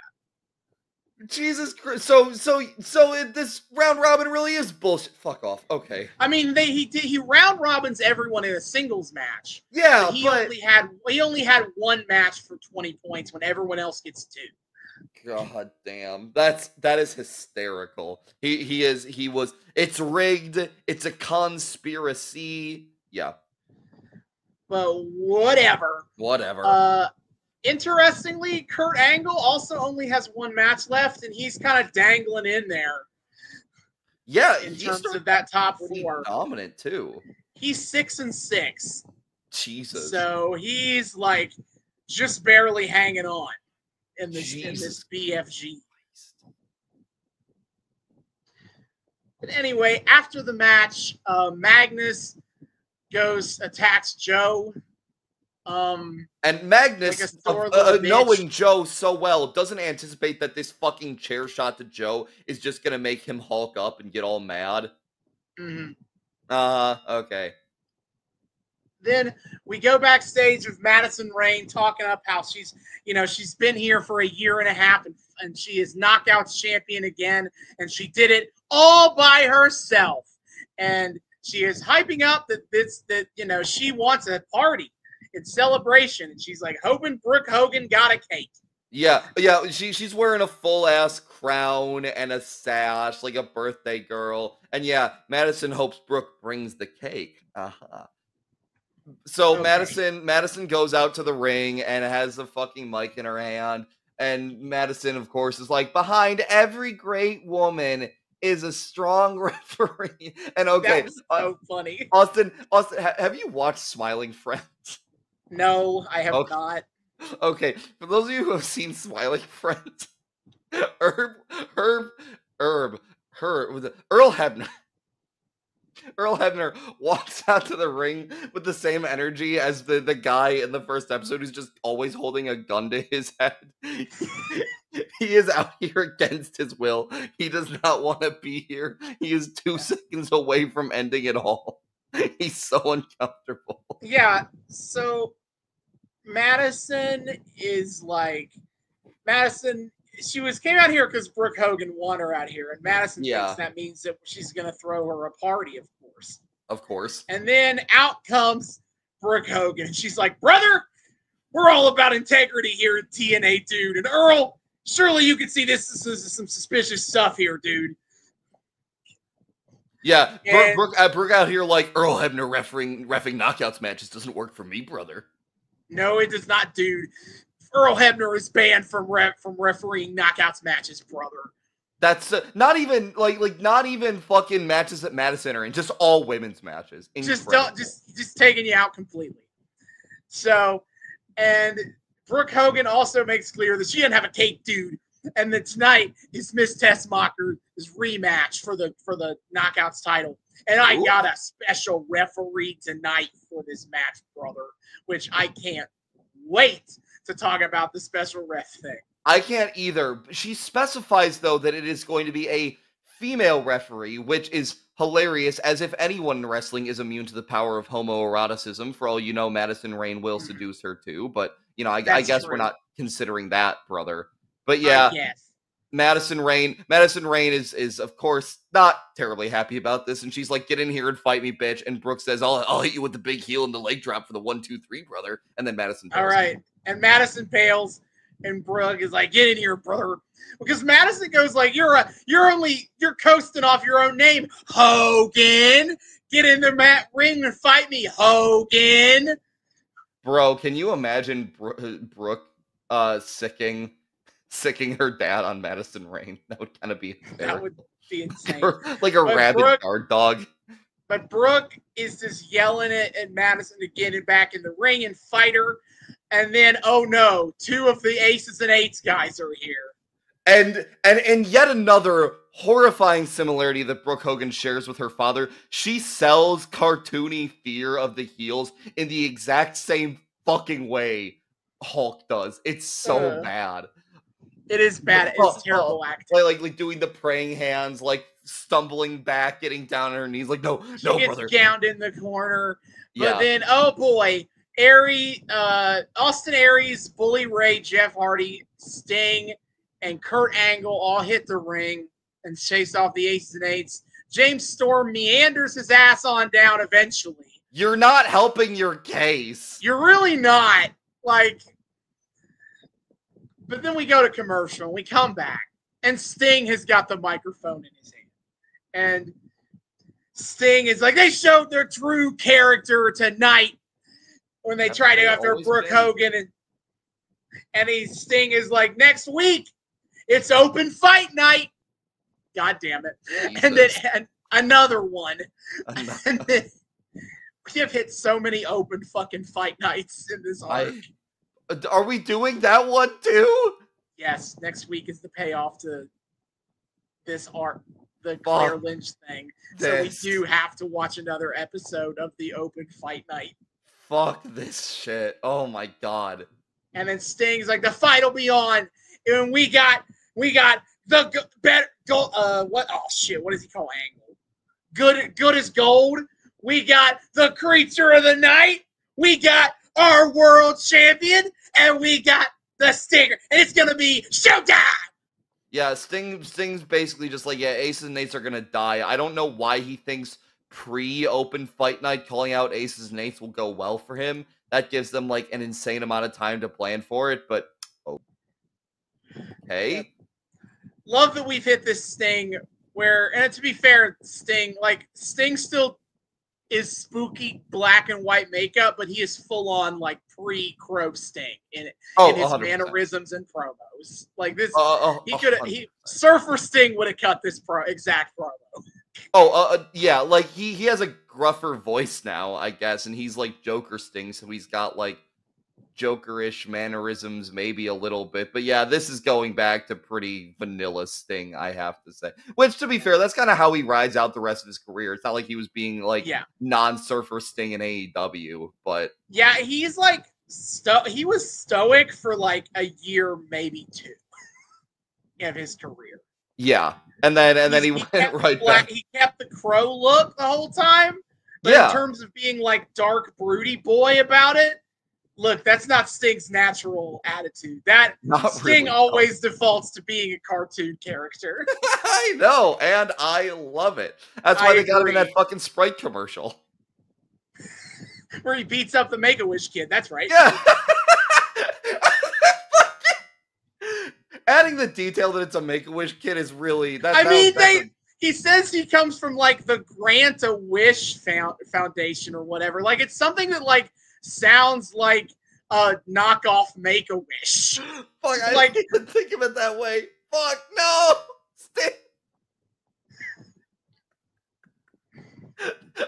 Unironically funniest wrestling-based commercial of all time. It is. Then we go backstage to Christopher Daniels and Frankie Kazarian, who have in their hands Amazing Spider-Man issue 691, which was an issue where I actually looked into this. That was an issue where the Lizard is turning the people of New York into lizard people. It feels very inspired by the Amazing Spider-Man movie, where that was also the Lizard's plot in that movie, and it came out in 2012. Interesting. But the reason they're hyping it here is because if you read at the back of the issue where they have the mailbag, Christopher Daniels and Frankie Kazarian sent in a mailbag that got printed in the comic book. Wait, was that what it was? I thought they got like a cameo in the comic. I didn't realize they were fucking fan mailing. They fan mailed. They fan mailed. Mostly put themselves over for how cool and awesome they are, to be honest. But then they were talking. He's like, "Yeah, I talked to Dan Slott, who was the writer on the book, and he said he'll totally still give us a cameo in the book." Oh, so that was them being full of shit. That was kayfabe, but they did genuinely appear in the mailbag portion of the Spider-Man comic. That's so dorky. I love it. But then here we go. So they talk about how AJ won. They talk about how AJ won a hardcore justice. It doesn't matter. And Frankie's like, I thought AJ had better taste in women. I mean, you ever look at Claire? I mean, geez, she looks like a lizard. I have been waiting for this part and not anticipating it. But the part of the story where we start trying to establish Claire Lynch is ugly. Oh, how far we have fallen. I knew they'd do this. I didn't know when it would happen. But yeah, they call her ugly, and then AJ runs in and goes, ha, ha, ha, ha. We all know how babies are made, Kaz. Well, but he also agrees that Claire is ugly. Like, he doesn't. Yeah, he's like, you knew that I was drugged. I mean, I'd have to be to sleep with a foot like Claire. But also, yeah, I think we all know where babies come from. Kaz? Why is he calling out Kaz specifically here? What the shit? Well, I don't even understand, but yeah, that was nonsensical boy. line. No, this is shitty. I don't know the motive. I have a guess at the motivation for this turn. Well, because she's a heel. Well, yes, but then why are the heels also calling her ugly? I could tell you, I hazard a guess that because by this point, the shittier members of the IWC have figured out who Claire Lynch is. They found her social media profile and her acting website and her social media profiles, and they acted as you'd probably expect, considering everybody hated this angle. So yeah, I'm sure she's got plenty of comments about how ugly she is on the regular now. And they're just leaning into this? Because fuck her, I guess? That would be my theory. Jesus Christ, Dixie. I have an add-on to that theory, but we need to get to next week and circle the whole story before I will share why I also think they started acting like this. I look forward to this. Yes. You really shouldn't. But then AJ has said that tonight, when him and Daniels are going to wrestle, and tonight, if Daniels wins, AJ will acknowledge the baby is his. But if AJ wins, he will take a paternity test. AJ, why did you not already take a paternity test? Why are you putting it on the line that you're going to take one? What? Like, you should have. Why didn't you set up the opposite fucking stipulation where if you lose, you take the paternity test, and if you win, Kaz accepts Kaz and CD accept unconditionally that AJ is not the father? You could have stacked this in your favor, and you actively made it against yourself. Fuck off. Even if you win, there is a chance you still get screwed. Brother. This was so dumb. It's so dumb. AJ took, again, mountains of stupid pills amongst the entire fucking roster. Daniels is shook by the idea that AJ might take a goddamn paternity test, as if he couldn't have done that to begin with. And of course, he and Kazarian are like, he's gonna go Maury Povich on us, and then they list like 10 more paternity test reality shows. I didn't realize there were that many. Why are there that many? Because it makes for great daytime television. Unholy abomination. Okay. We come back, and next matchup is Christopher Daniels versus AJ Styles. I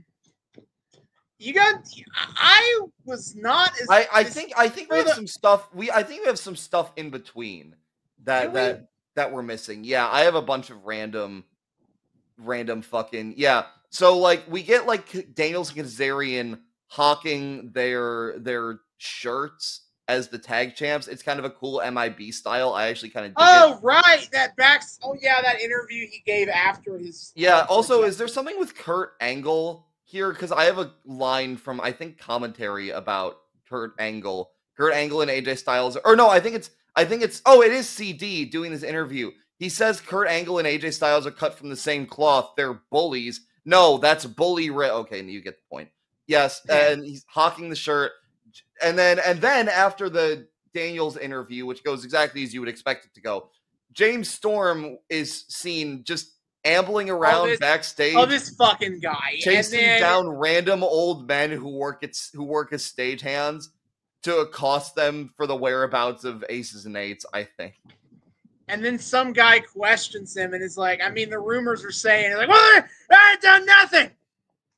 Yeah, this interviewer asks Storm about the match at the last pay-per-view, and Storm naturally takes this well. And I do low-key want to see his vindication celebration when he's finally cleared of wrongdoing, because even if he's acting like a lunatic here, he is correct. He is right. Not in the aces and eights. Not remotely. So I do want to see if he ever gets like a vindication celebration, like at a ha-ha, I told you so moment. That would be nice. Yeah. Okay. But yes. This match. And then fucking Taz is where, yes, now it's match time. Taz catches us up on our BFG series standings, and he lays forward the red line of death, which is, I think, sitting below the 4th place spot. Yeah, it's 48 points, which is currently a tie between Bully Ray and Kurt Angle. And then Taz then goes, as we're doing our creepy ass pan up Christy Hemi's body. Speaking of the red line of death, Christy Hemi is the red line of heaven. What does that mean? That doesn't mean anything, Taz. Shut the fuck up. Because she has red hair? Is it because she's vaguely line shaped? Taz? It's because he said red line of death. He had to make a parallel. No, he didn't. Well, okay. Contract. He thought he had to make a parallel. Look, Taz needs to go back to just saying "let the pigeons loose." That he can. No, he doesn't. Nail that one. He can just not say anything. That is a choice he can make. I guess. So this match, I kind of didn't care that much about it. I don't know. Nah, I was here mostly for the like color commentary that I could make. I do love, this is just a random little observation, I do love the little Ankh tattoo on CD's chest. I have no idea why Christopher Daniels has dedicated so much of his aesthetic to the Egyptian Ankh symbol. I think he's pure white. He was the fallen angel. It was part of the fallen angel gimmick. But why the Ankh? That's not like biblical. Because it probably looks cool. Because he probably thought it looked cool. I don't know. Either way, it's cute and I'm here for it. Taz cradles his tag belt like it's a baby to mock AJ during the match. And immediately gets thrown out. Yeah. Brian Hebner, who is decidedly not fucking one of the wrestlers, immediately ejects his ass. He's like, get the fuck out of here. Bad baby humor? That's a disqualification, baby. You're out of here. I appreciate Brian Hebner being the smartest referee of all time in this match. I know, especially considering where his dad is at plot-wise right now. But Or wait, is he Earl's kid It's or is his he dad. the other It's his. Hebner's kid? Actually, that's a good question. If he's Dave or Earl, so I actually don't know. I'm assuming he's Earl's, but that could be his uncle rather than his father. Let me browse the Wikipedia, try to figure that out. It is Brian. It is Brian is Earl's kid. Nice. Well, that's neat. But yeah, so Brian Hebner is the smartest person in the entire building right now, which is neat. He's not even going to give Kazarian a chance to cheat or anything. He's like, just get out. Yeah, Go away. AJ with Kazarian gone is just spending most of the match bullying Christopher Daniels. He hits this is kind of cool. He hits a fucking backbridge crossface figure 4 on CD. This was insane. That's the Indian Deathlock. Oh, that's a thing? That is the Deathlock. Yeah. It looked like he made it up on the spot and it was great.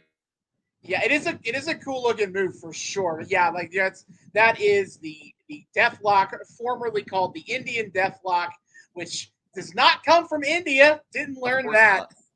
Yeah, really. Again, I assumed that was where that came from until this year when Tony Schiavone made a big thing on commentary about how he can't call it that anymore. And I was like, wait. God damn it, Tony. I was like, oh, I can't say it anymore. I'm going to be canceled. I mean, no, he wasn't complaining. He was just like, Schiavone was just awkwardly kind of stumbling over it, being like, well, I mean, that's what it used to be called. Sorry. Oh, okay. It wasn't a complaint. It was just like that's the sorry. Sorry about that. It used to be called something else that I can't say anymore. Fair enough. I do appreciate that. But yeah, like CD gets tiny spots of offense and we come back from commercial and he has AJ in a headlock. But he does mostly get his ass kicked, which is Mike Tenay, I guess. Tenay over on commentary tells us that apparently Sting has directly okayed the parentage stipulation. I thought you were a better TM than this, Sting. He's kind of distracted right now. He's probably like, yeah, sure, whatever. Knock yourselves out, kid. Fuck off. Where is Aces and Eights? So, he's probably a little distracted. Doesn't really know what he's agreeing to. It is crazy to me that AJ is like so he it's good that he's dominating, but just again, he stacked the deck so hard against himself. Imagine if he did it if he was I know that like actual narrative analysis, literary analysis will tell you that there was no way in hell that AJ was losing. Yeah. But also the match itself does not give you the impression that AJ is ever going to lose this match. Bro, I know. But the fact that he made this such an official stipulation that Sting had to okay it. He's making this now basically legally sanctioned within his contract in the company. Fuck off, you dumbass. Okay. Yeah. So, fun fact, this match is longer than the time limit. This match goes 16 minutes. Really? Yeah. Brother. They make a whole big thing about how they are extending the time limit for the BFG matches to 15 minutes, and then this match just goes past 16 and nobody cares. Do you mean to tell me that wrestling matches lie about their lengths? Unthinkable. The inconsistency kills me. I know. I will say one cool thing from CD. He hits the most. Christopher Daniels, the human spider, I guess, hits the most fucked up Koji clutch ever. I think he's wrapping himself all the way. Yeah, he wraps himself around AJ's shoulders. Yeah, so he's it was sick as hell. Yeah, maybe he just loves the Ankh so much that he's trying to twist his body into a perfect Ankh shape or as close as possible. You never know. But then AJ, of course, gets the recovery spot and starts tossing CD around like a rag doll. At one point, oh my God, down on the ground, and AJ is in the ring. The referee is looking at AJ. Frankie Kazarian slides like a motherfucker to hide under the ring apron. It was actually pretty clean. But here's the thing. So he makes this slide, the goofy little slide up against the ring apron, rolls a 19 on his stealth, but Brian Hebner Jr. rolls a fucking No, that's not how that goes. He slides under. He does the thing he signals to Daniels. Daniels gets back on the apron. AJ tries to suplex him back into the ring. Kazarian grabs AJ at the ankles, causing him to fall over, pins, and beats AJ. And then Kazarian does not hide back under the apron. He stays visible and celebrates the win. Damn, I thought Brian caught him earlier than that. Fuck. No, Daniels gets the whole pin. And then Kazarian starts celebrating. Earl Hebner sees Frankie Kazarian. And he says, hey, fuck this. Get the fuck out of here. And also that pin doesn't count. True. Absolutely based Brian Hebner here.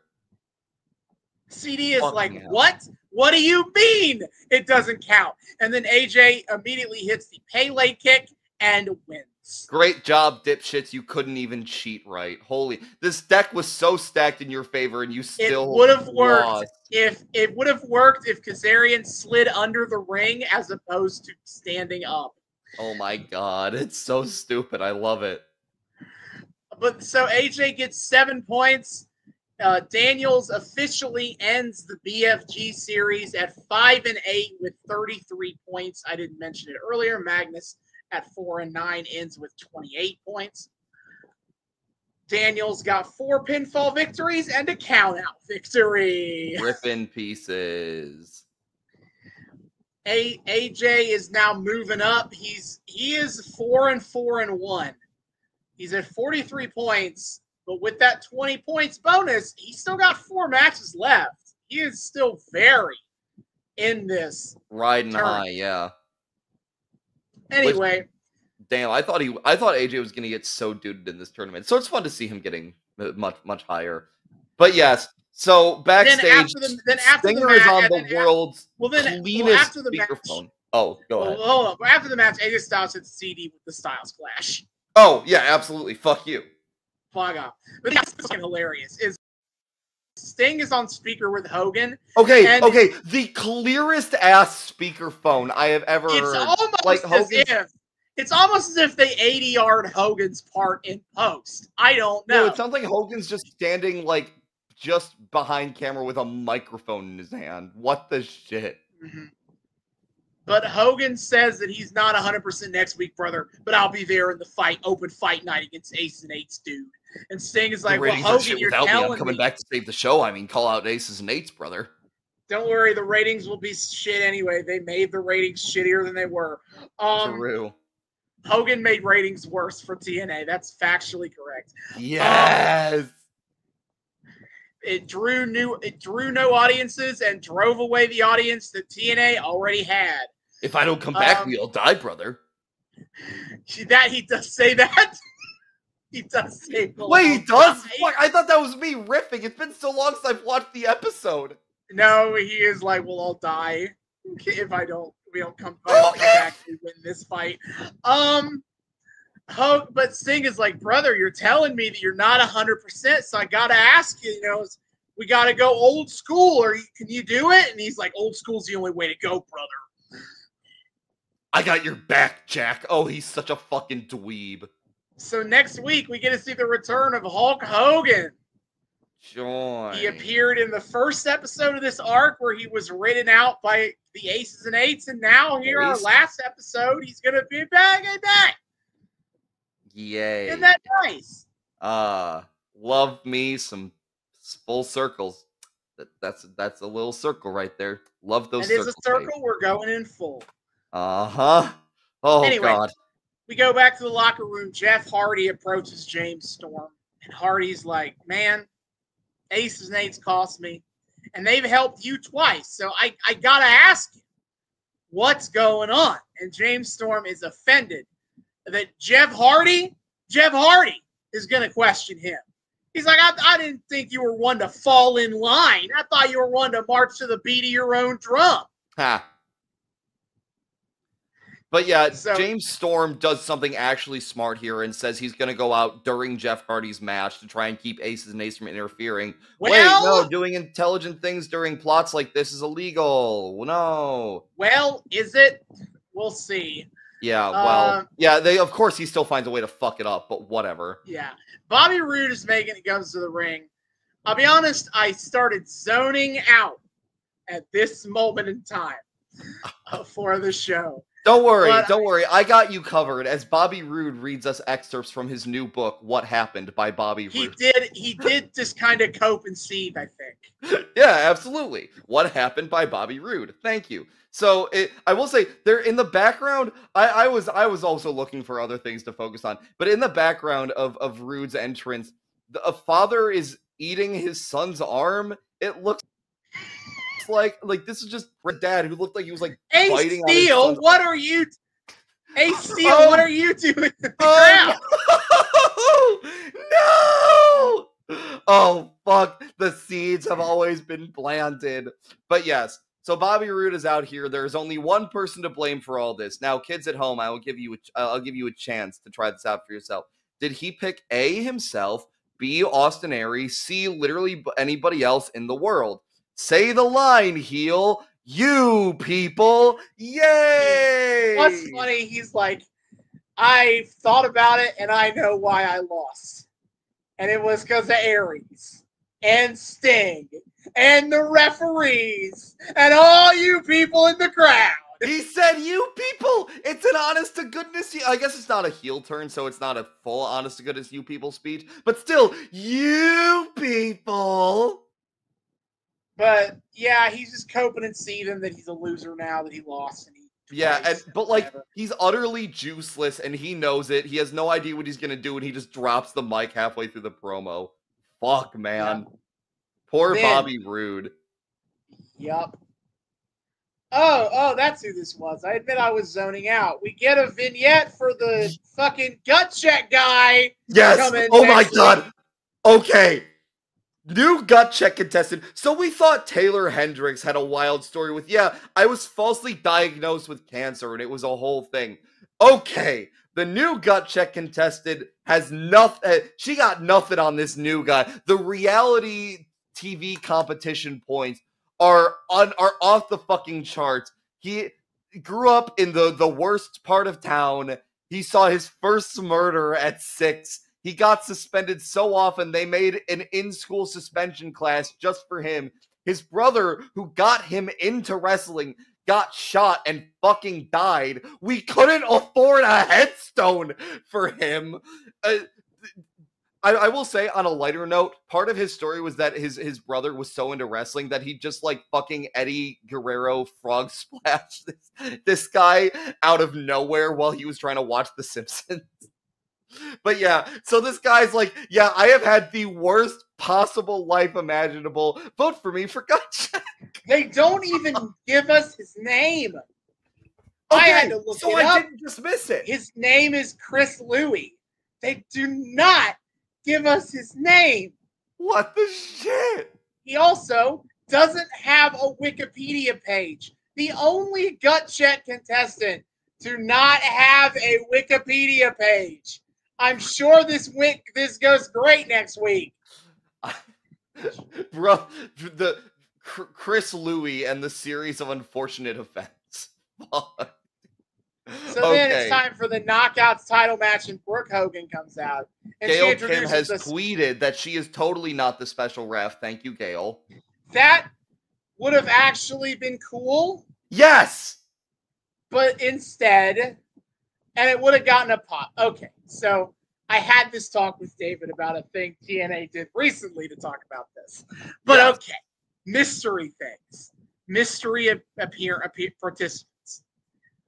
The point of those is that it's a surprise that the audience will pop for.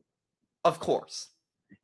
You want it to be someone they know, someone they already like, someone that when they come out with their music, it's like, oh, fuck, it's them. Yeah. TNA does not do this here. Mm-mm. Where Brooke Hogan introduces the Knockouts title match referee, Taryn Terrell. She was in WWE as Tiffany. This is her TNA debut. She is debuting as a special referee after being a nothing mid-card woman in the diva in the WWE. Nobody knows who this is. Nobody pops. And at best, you have Taz on commentary being like, oh, yeah, I think I know her. Yeah, Taz can't even put it over Rebel. He's like, oh, I think so, yeah. Brother. And then she proceeds to not do anything. She plays it like a straightforward referee. Let's just go ahead and skip to the obvious ending here. Yeah. Miss Tessmacher wins the belt back. Bro. Oh, wait. Sorry. I missed something from Taz real quick. If we're talking about Taz's commentary on this, Taz says, again, please, Taz can just choose to stop talking, but he doesn't. I know this little chickie here. Please, God, never say that again. And then at this point, I was watching this part of the episode with like Robbie in the living room, and Taz goes, all referees should look like her. And Robbie goes, you have a point, Taz. No! You're right. All referees should instead look like Shawn Michaels. True. Well, what's also funny is like Brooke, like while walking to the ring with Taryn Terrell, fucking trips, which was just funny. Just a nice little thing. Yeah. So Taryn Terrell is here. She's gonna have a pretty solidly decent career here. She's gonna be the longest reigning Knockouts champion for a while. The fuck? Okay. I do not remember if she was beat. If that's since been beaten. I need to quickly look into that. Bro. If she still has the longest reign, or did we top that already?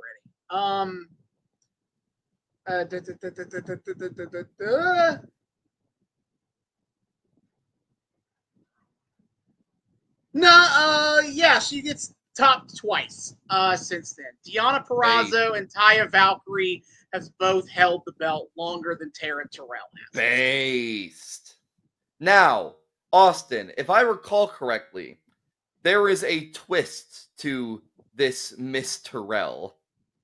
Yeah, I mean, I guess I brought it. I don't know if we were going to mention it on the pod or not. I thought you said you were. That's why I brought it up. I'm sorry. No, I mean, it's fine. Who cares?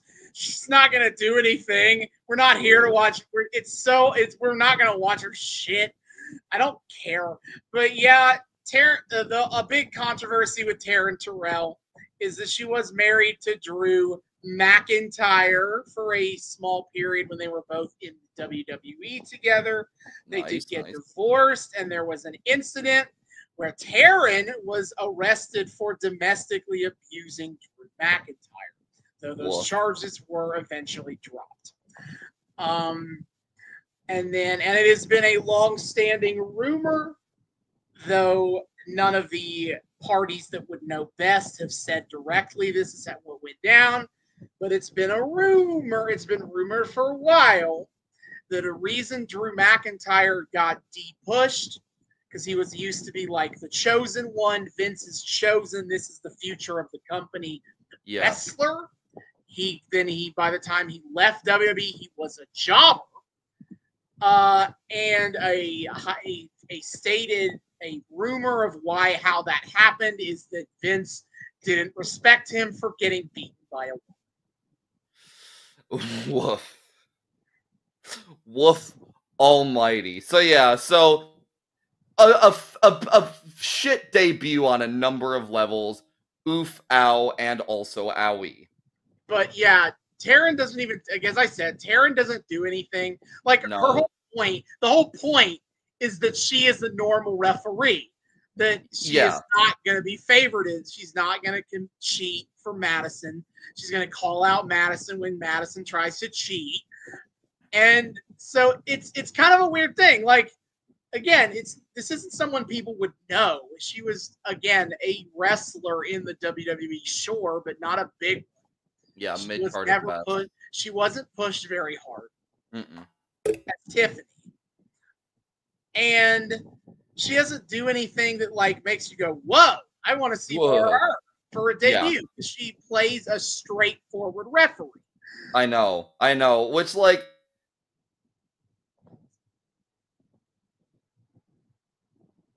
kind of offense and start a feud. Or not Brooke Madison. Have her start, like, do some kind of offense, start a fucking feud with Madison Rayne. Like, this isn't hard. I will say we did get a funny moment where, like, Madison tries to get a dirty pin on Tessmacher and Terrell won't count it. And Madison just, while her feet are still, like, hanging on the rope, just screams, "No! No!" I did appreciate Madison Rayne screaming impotently into the void while still in the position of trying to cheat. Yeah, but whatever. Miss Tessmacher wins and gets her title roll up. Congrats, Madison, on your 4-day title reign. Womp womp. And then I will point out backstage, they're showing Bully and Hardy walking to the ring, and Bully they highlight Bully's calf. Yeah, he shows it off too. So that they're going that fucking. He really is trying to get his goddamn calves over. Aces and Eights says that they will be there in full force next week, but they got some business to take care of tonight. Then in our main event, it is Bully Ray versus Jeff Hardy. And this was a match. Yeah, this existed. Bully Ray tries to body block Jeff Hardy when he tries to get in the ring. Which is I had a question. While I was watching this, I had a thought. Okay. Where's the X division? That's a good point. Where is the X division? I only barely remembered Zema Ion as the champ. Yeah, are they okay? Has anyone checked on them recently? Yeah. It's all about run away. Aces and Eights. Yada. Yeah. We don't have time. And who gives a fuck about the tag division? What are Darian doing? Bro, I know. We keep being like, they're forming like their super iconic tag team here, and they continue to just do singles shit and like lose. Mm-hmm. Brother, please God, get to the good shit already. But back to Bully and Hardy. I just wanted to point that out. I just noticed that the X division is missing. Yes, that I do appreciate that. We should get some missing posters up. Thank you for that, brother. But yeah, so James Storm comes out and he looks so annoyed to be here. But then he gets knocked out in a malfunction at the junction. And as soon as he's out, Aces and Eights shows up. He's also the stupidest moron ever. Because what happens is Bully is to the outside. Jeff Hardy is going to dive. And James Storm just fucking stands there while Hardy accidentally dives onto him. What are you doing? Brother, I know. Near the action like that. Shouldn't you be up near the ramp or like the other side? Shouldn't you have gotten help to protect from Aces and Eights? Aren't there so many dudes in the back that are okay? Like, why? What? Oh, okay. But yeah, it's so dumb. Bully Ray, but Aces and Eights do get successfully run off, and Jeff Hardy gets the roll up on Bully Ray for the win. Womp womp. Bully Ray gets on the mic, once again tries to accuse James Storm for reasons, and then Storm, the stupid idiot, malfunction at the junctions Jeff fucking Hardy, and then Aces and Eights show up and prove that they too have been taking stupid pills. Because here's the thing. Aces and Eights and Bully Ray have a pretty good thing going for themselves right now. Everyone kind of thinks it's James Storm. Yeah, and Aces and Eights, their work to trick people into thinking it's James Storm is going amazing. Yeah, seriously. And then Aces and Eights, they solidify this. They show up again and applaud James Storm. And then fucking attack him. Guys! It's a plot twist for the sake of a plot twist. I know. And then on commentary, Taz is going, it wasn't Storm after all. No shit. Holy fuck. It's so dumb. It's so dumb. Why would they attack Storm?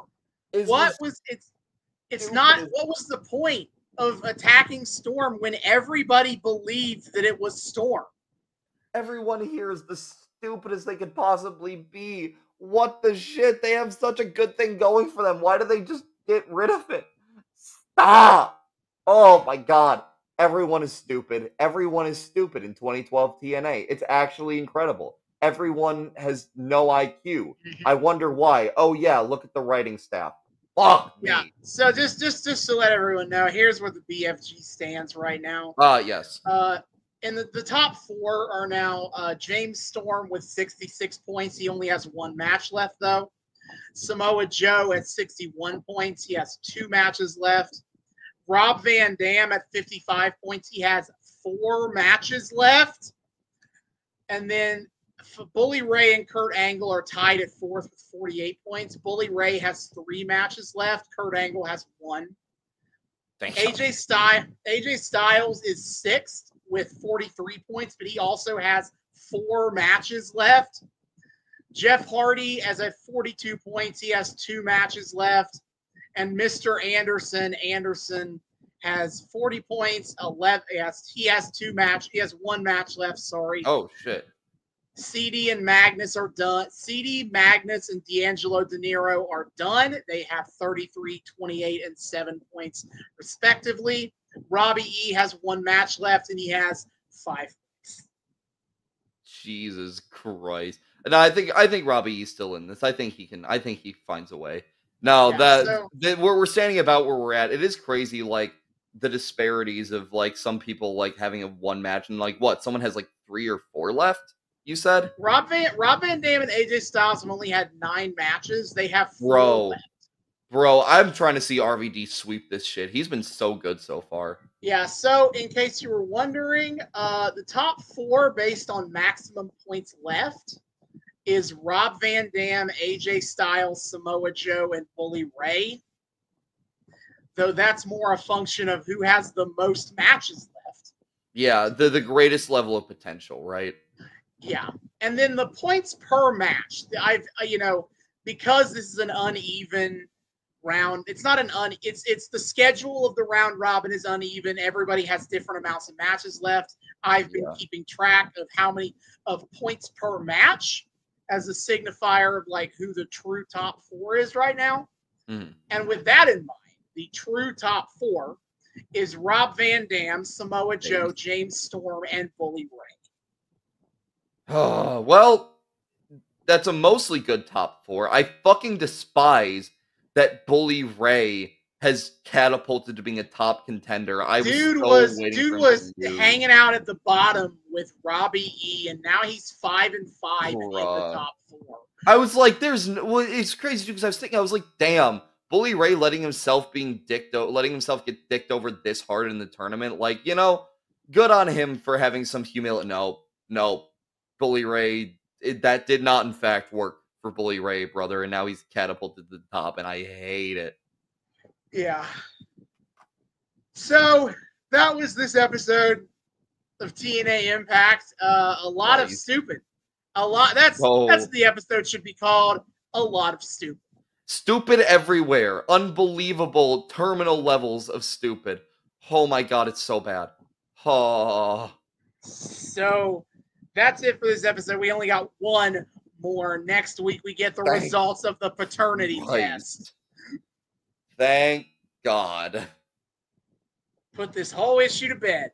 Now, of course, we're still not even remotely close to the reveal of any members of Aces and Eights. Somehow the big melodramatic drug addict rape and a baby story is wrapping up quicker than the mystery faction. Sure. Yeah. But next time, though, we return to 1985 as I realized that we probably could have done this arc in 4 episodes, but I already penciled it for 5. So guess what? We're watching another episode of NWA television. Okay, fair enough. Yeah, what's going to happen? I don't know. Everything's kind of set for Starrcade. I don't know what's going to actually happen here. Yeah, we are spinning those wheels a bit, but maybe we'll get more good stuff from Dusty, hopefully. That'd be nice. True. I bet at least one promo will be pretty kick-ass. They got a lot of good guys almost there. Look, the promo work here is a ton of fun, all right? Dudes are just kind of screaming their heads off. You got to admire the dedication. Yep. That's for next time. Until then, David, hit our plugs. Yes, sir. Dear friends, thank you all so much for joining us on yet another episode of the Noobs and Knockouts Podcast. We are so delighted to have you here. Returning listeners, viewers, what have you. You all know the drill. Thank you all so much for once again welcoming us back into your eardrums, your eyeballs, whatever it is you use to consume our content. You know, hopefully not your tongue, but that's your prerogative. We're just so happy to have you here. New people, hey, hi, how's it going? Welcome to the show. We here at the Noobs and Knockouts Podcast like to think we are friendly to both noobs and knockouts alike. So whether you're brand new to the wild, wacky world of wrestling, or you're a veteran of all the weird bullshit, either way, we hope you've had a great time here. We hope you want to keep coming back to have a great time with us week after week. I'm going to make sure you know all the ways to do so. First and foremost, of course, is our YouTube, our video version. We are the Noobs and Knockouts Podcast on YouTube. Hit subscribe, ring that bell. Make sure it turns a nice little solid color so you get notifications every single time we drop a brand new episode. Give us all of that sweet, sweet engagement in the forms of likes and comments and all that good shit. It's awesome. Check out our playlists. Austin has been kind enough to organize all of the storylines that we follow into their own separate playlists so that you can follow any of our arcs that you may want to all the way down without having to skip around a whole lot. It's great. We also have super cuts of our arcs coming to the YouTube at some point, so that'll be fun if you want to check around for some of that as it comes out. And hey, it's a video version on YouTube. You can see our sexy faces and the sheer level of deep frustration that comes over them as we deal with everyone in TNA being and this is a medical term, a fucking moron. So all that good stuff is true. That is fucking true. So all that good stuff over on the video version on the YouTube. However, we have our audio-only version as well for all you audio perverts out there. We have a presence on Spotify, Google Podcasts. No, not Google Podcasts. Google Podcasts is dead. Rip in peace. Ah, shit. I need to change that. Yeah, we do. So we have a presence on Spotify. We have a presence on Apple Podcasts. I Googled us recently because I actually made a guest appearance earlier this year on a D&D podcast that a friend of mine runs. And the episode finally came out last week, and she asked me for the plugs for our podcast. So I Googled us to find all of our links. And apparently, if you Google Noobs and Knockouts Podcast, you can find us all over the goddamn place. Having us on that RSS feed, that we get distributed all over the fucking place. So listen to us literally anywhere you want to. Folks, if whatever you're listening to us on right now isn't your bag, you got options out the ass. But Spotify and Apple oh shit, you already changed it. Spotify and Apple Podcasts are the big names where you can start listening to us. You know, good stuff. So do that and give us a sweet engagement on there too. Likes and ratings are a big thing on there. You know, maybe a nice little 5 stars, maybe some nice words to say, hey, these guys are pretty chill. Maybe go hang out with them parasocially. Just, you know, just little thoughts I'm having. First time ever off the dome right now. And also you can download our shows to listen to us offline. So, you know, lots of ways to consume the Noobs and Knockouts podcast. So do it. Come on. Of course, we exist past this void that we find ourselves in all the time. We have a presence elsewhere on the interwebs. First and foremost, of course, is our Twitter. You can find us on Twitter at Noobs and Knox Pod. That's at Noobs, the letter N, Knox Pod on Twitter. Come check us out there. We do the whole Twitter thing. We make little jokes and engage in mind-melting wrestling discourse. We put up a post every single time we drop a brand new episode, so you guys always know what the hell is going on. Highlight of our Twitter is, of course, weekly wrestling live tweeting. Every Wednesday night at 8 p.m. Eastern, we are tweeting about AEW Dynamite on TBS, talking all of that good shit. I'm in charge of that. On top of that, when we have time to do so, on Friday nights at 10 p.m. Eastern on TNT, sometimes we will watch and discuss AEW Rampage, and sometimes at 8 p.m. Eastern on Saturday nights on TNT, we will tweet about and discuss AEW Collision. I am a shameless AEW mark in this household. Thank you very much. So that's my bread and butter. But on top of all of that, Austin also pops onto the Twitter sometimes, and he engages with the 3 big major American promotions, and he likes to tell you guys all about them for a number of reasons. You know, sometimes he tweets about the pay-per-views as he watches them, and also we just like to, for all of you noobs out there who are kind of looking for the thing in wrestling you want to watch, we like to make sure you know kind of some of your major options that are out there. And also, this is our chance on the pod to talk a little bit about what's going on in the world of current wrestling, a break from all the retro shit. So, all that said, my friend, what is on the docket coming up? Sure. So, upcoming is AEW X NJPW Forbidden Door. X Stardom, X CMLL, you know. Well, officially, it's only NJPW is the only one on the title. Officially. Yeah, sure. But that is true. Forbidden Door 2024 is here, and it is certainly happening. It's fucking fucked up, brother. It's a lot of shit going down here. All right, I'm going to ignore that match because that match happened on Collision. They got pre-taped, so that's not canon yet. Oh, shit. Yeah, and I'm going to try to... I know what match it is, and everyone on the internet is going to adore it. Oh. But I've seen the spoiler tape. That was sarcasm. I've seen the spoiler tape. I've seen the spoiler. No. I know what match it is. Oh, no. Anyway, the 8 matches officially announced on television already. The men's Owen Hart Cup tournament is happening, and the winner gets a title match for the men's title at All In, and we get Bryan Danielson versus Shingo Takagi. Dragon the Dragon. Yes. Doing it dragon style. As two dragons are wont to do. We get MJF on his Just Be on the Card match, taking on Hechicero. Bro, I'm so fucking hyped for this match. This is crazy. I got into an argument yesterday with someone who complained that Forbidden Door season is mostly matches of just like, wouldn't it be cool if someone fought some other guy? Where's the stories? I'm like, bro, you're not watching. And they tried to cite MJF, Hechicero at me. And I'm like, yeah, that's one match where that's the case. Also, what other matches are like that? Yeah, and also, whatever, fuck off.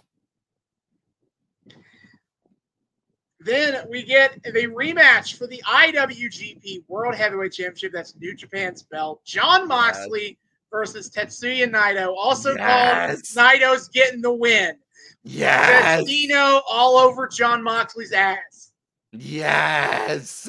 Time to bring the belt home for New Japan, for the G1. Thank God the fans can stop bitching for a little bit. Zack Sabre Jr. really wants to wrestle/date Orange Cassidy. That's true. I've read the old tweets. I do know the lore. And they're going to have a match about it. It's going to be pretty sick, actually. I know. Speaking of people fighting with love interests involved, it's Timeless Toni Storm versus Mina Shirakawa of Stardom for the AEW Women's World Championship. And more importantly than the title, who gets Mariah May? I know, the custody battle. Mariah May is being forced to choose between her mother that she kisses, Toni Storm, and her sister that she kisses on the lips, Mina Shirakawa. I love it. This is the best storyline, brother. Mariah May is the one person trying to hold together a polycule, despite being the only person who, A, thinks there's a polycule, and B, thinks the polycule has ever been together. Look, man, the being the hinge partner is hard work, all right? I guess. But neither Mina nor Tony want to share. No, not really. No. Then we get a winner-takes-all match. This is a funny one here. Mercedes Moné versus Stephanie Vakir from CMLL. Winner gets both the AEW TBS Championship and the New Japan Strong Women's title, a.k.a. crazy Mercedes. Yeah. NJPW really wants to... New Japan invented a women's title for Mercedes Moné to have it. And then had to call an audible against her for because she got injured. Yeah. And now they're putting it back on her. Thank you, Stephanie Vakir. You're great. But we do want Mercedes back. That is who we put this for. Oh my God, yeah. We have a ladder match for the AEW TNT Championship. A little more AEW heavy than I would have done it personally. Yes, that's fair. So far, it's Kanose Takeshita, Mark Briscoe, Jack Perry, Dante Martin, and Leo Rush. Yes. Again, I feel like we could have had more CMLL and NJPW guys on here. True, but we got 2 more guys to throw in there. We have one more. One more guy to throw in there. Yeah. Well, we got Leo Rush anyway. Yeah. And then for the main event for the AEW World Championship, Swerve Strickland versus Will Ospreay. Yes. Bruv is taking an L. Dave Meltzer fantasy booking. Will Ospreay getting the belt at All In will not happen. Fuck you. Fuck you. Hangman's coming back. He's facing down Swerve at All In. That's what Meltzer's trying to like fan book his way to like Ospreay's gonna lose and then he's gonna be the mystery guy in the O. Is what Meltzer thinks. Meltzer. Oh, he's such a mark. He is very wrong about what's happening here. I can't wait to see his reaction. Hangman's gonna fucking be the wild card, and we're gonna have to put Meltzer on suicide watch. Holy shit. Yeah. It's fine. He's been down on AEW forever. So what is it? Bro, I know. He and Alvarez, the brainworms have gotten to him and Alvarez. It's really sad. Alvarez especially. Dave's got a mild case of it. Dave will still go up to bat in correct ways for AEW, even if he's like, oh, you know, the live dates aren't looking great. But Dave just gets a little depressed about it. Alvarez is just somewhere else, man. Whatever. But yeah, you can get this one on pay-per-view. Or Triller TV. Holy fuck, guys. They have moved in to the modern 21st century. I don't have to think about Bleacher Report anymore. Thank Christ. Then up next is the WWE, which you can watch Raw on Mondays at 8 on USA Network for now. And SmackDown at 8 on Fox on Fridays for now. They're changing that both over in the coming next year. Yep. But upcoming for them is Money in the Bank. MITB. It's pretty simple. You win a briefcase in a ladder match, and then you can cash in for a world title match anywhere, anytime. If you're a dude, you'll hold on to it for a year. If you're a woman, you'll hold on for it like 2 seconds. I don't know why. Those are just the rules. Fuck you. Yeah. WWE hates the idea of having to manage 2 briefcases at once, and every time they just make the women cash in immediately. I just don't understand why. Okay, whatever. So far, we got Jey Uso, Carmelo Hayes, and Andrade in the men's match. Oh shit! I feel like that's Jey Uso's to lose if I was booking it. Probably. Jey Uso needs a main event win, man. If you're going to be main event Jey Uso, you need a main event win. And they keep teasing it, and it keeps never happening. And I don't know if I have confidence that they're actually going to make it happen. Yeah, I don't either. And then for the women's match so far, it's Io Sky and Chelsea Green, a.k.a. I'm still waiting for the winner to name themselves. Because I don't think Io is going to get it 2 years in a row. They've only done that with Punk once. Yeah. They don't usually do repeat winners like that. Or back-to-back. I mean, they've done repeat winners before. Back-to-back, pretty rare. And reigniting the feud with Bayley seems like a lot. That feels like we're spinning a wheel here. Yeah. And Chelsea Green, love her. So funny. Yeah. She's not winning the title. Are you kidding me? They made a whole bit about how she got knocked her ass out in the 2023 Royal Rumble, and then made a gimmick out of how she got her ass knocked out in this one. She is not here to win, boys. I'm so sorry. No. She, again, very funny. I'm sure in the match she's going to be great, but she's not winning. So let's not. I don't have a winner penciled in on that. Right let's move on. And then Damian Priest will defend his World Heavyweight Championship against Seth Rollins. That's exciting. That is exciting. The former champion who lost it to injury, was all injured. Yes. Taking He's on the facing new current guy. champion, who somehow didn't lose it to injury. Yeah, I don't know how his ankle didn't explode. Yeah, how did he survive that? Also, it should be Drew McIntyre, but whatever. Who cares? Yeah, it's fine. He's It's made my peace fine. on that one. Also, I guess in WWE, there's like a group of murderers now. That's yeah. The Wyatt Six have debuted, and they killed like 24 people in the backstage area on Raw. I guess it's fine. I guess we're just gonna keep going. It's a tribute to Ray. It'd be disrespectful to stop them, you know? Yeah, it's a tribute murder. That's the case. It's what Bray would have wanted. I'm just saying canonically, in 2011, the entire roster staged a walkout because Awesome Truth were beating people up backstage. And yet in 2024, the same roster is not doing a walkout when literal murderers are happening. Look, Triple H has his hands around all their balls, all right? He must have done something with their contracts, man. This is why truly the power of collective action is being lost to the WWE wrestler on the WWE wrestlers. Jesus.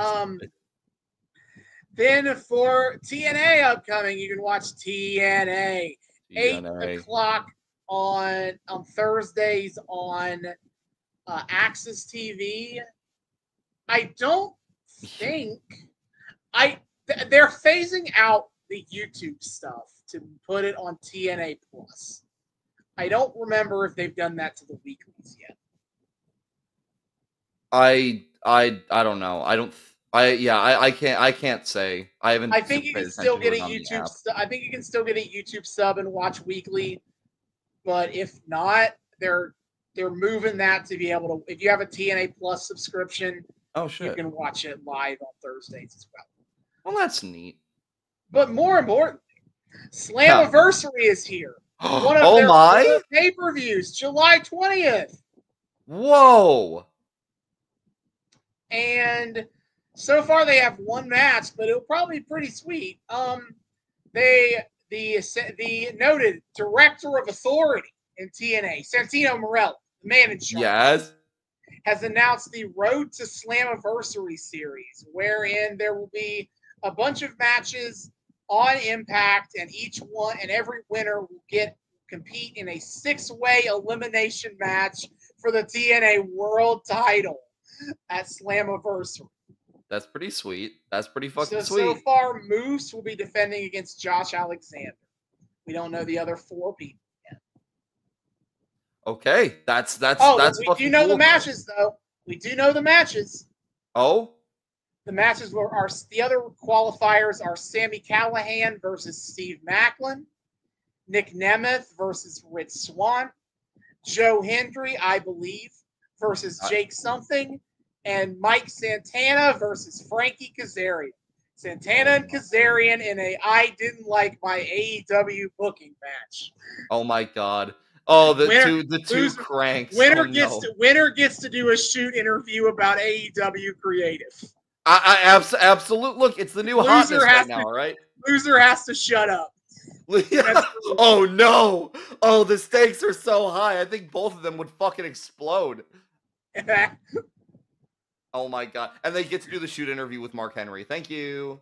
Also, if you like the idea of a tribute act of murderers on Raw, then I have fun news for you about TNA, because Broken Matt Hardy is hanging around, and they just had a match last week where they turned Eddie Edwards into a werewolf and decapitated his wife on a guillotine. So, you know. Wait, I missed the guillotine decapitation part. What?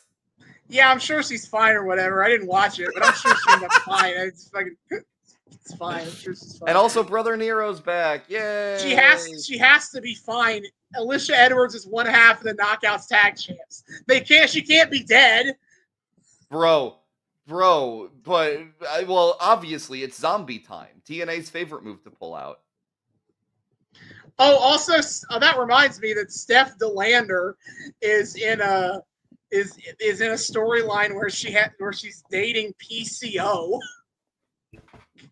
And PCO is still like Frankenstein's monster. Yes, he's ruh, ruh, ruh. And he was like, they went weeks where he's like, I have a crush on you, ruh, ruh, ruh. And she's like, yeah, sure, cool. They had a segment this week where they went on a date in the middle of the ring, which isn't a great place for a date, in my opinion. Not really. That, you know what? That's kind of adorable. I ship it. Bro, it does. Speaking of murderer tributes and also Matt Hardy, it is deeply funny to me that Matt Hardy, like when fucking Bo Dallas was doing his like creepy ass build up to the Wyatt Six on WWE TV, and we all knew that Matt Hardy was leaving AEW. Like he retweeted a video of the Wyatt Six build up, and it's like, oh, it's coming, and that is not part of the Wyatt Six. He wishes he was part of the Wyatt Six. Great. He wishes. He's so hoping that like TNA cozying up to WWE means he gets to do something with any them day. WWE. He's like, any day, Paul is going to give me a call. Paul's going to give me a call. Not happen. Maybe he'll have a tag match with Dexter Lumis. You know. Maybe. But yes, TNA. A lot of fun shit happening, actually. I enjoy it. I understand that a lot of people do not like TNA's goofy, nonsensical bullshit, but I do. So, look, from what I gather, we're still kind of like missing we're still feeling the loss of Scott D'Amore on this one, but like, you know, it sounds like they have some fun stuff happening for him. Fun stuff does happen on TNA. Absolutely. Yeah, you can get Slamversary on pay-per-view or Triller TV. Wonderful. So yeah, that's all the shit we got coming up, and it's crazy. It's a lot. If you don't watch a whole lot of wrestling yet, do that. There's so much out there. Explore it. There is a shit ton out there. Yeah. I may or may not hang out with us. I may or may not give updates on the G1 this year in my vain attempt to follow the G1 again. That's fair. No, it's a lot. It's a lot to follow, you guys. So the G1 is 18 days. It's an 18-match show tournament in like 4 weeks. It's insane. Absolutely. To try to follow. What a fucking king! Look at this man and all of his scholarly wisdom. What I should do is follow the Stardom 5-star Grand Prix instead. Shit! Now there's a thought. Which happens like a month after the G1. Holy shit. They planned that out. That's some cooking right there. Oh, baby. Now there's a thought. But yeah, are you looking? Are we looking into it? I was looking I don't know when the Stardom Grand, I don't know if they've announced the Stardom Grand Prix dates yet. Fair enough. Either way, so yeah, check it out. There's a lot of shit. And then come hang out with us on Twitter and talk about it and boost our Twitter metrics, please. Thank you. So yes, all that good shit over on @Noobs and Knockouts Pod on Twitter. Of course, if you want to have contact with us that is more direct and long form, hey, guess what? We also got an email address. You can email us at noobsandknockoutspod@gmail.com. That's noobs, the word and, knockoutspod@gmail.com. And just have a grand old time with us. Tell us what you think about the show. Request things you want to see us cover on the show. Have discourse with us about how based or stupid our hot takes are. Or, you know, just talk. Just say hi. We love people saying hi. We would love to say hi back. noobsandknockoutspod@gmail.com. And, of course, finally, you can also find the Noobs and Knockouts podcast on Patreon if you want to support us a bit more monetarily. The link for that is in our Twitter. $1 a month gets you early access to episodes and a shout-out at the end of each episode. Shout-out, as always, to friends of the show, Sugar Daddy, El Lucha Dead, Money, and you better change it, you motherfucker. Vince McMahon did nothing wrong. I hate you, Bianchi. So, thank you, though, for your monetary support. It means a lot. It does help out the show a lot. It builds up over time and it lets us do cooler things. And the more the show gets built up, the more Patreon gets built up, the more we're able to give back to you, the fans. So, you know, come check us out. A little $1 do a month ain't gonna hurt your wallet all that much. But, you know, no shame if it does. Everyone's got different financial situations in this day and age. But, you know, if you can afford it, absolutely, just a single little $1 do helps out the show tremendously. You get some cool little perks out of it. So check all of that out on the Patreon. The link for that, once again, is in our Twitter. See y'all next time. Hasta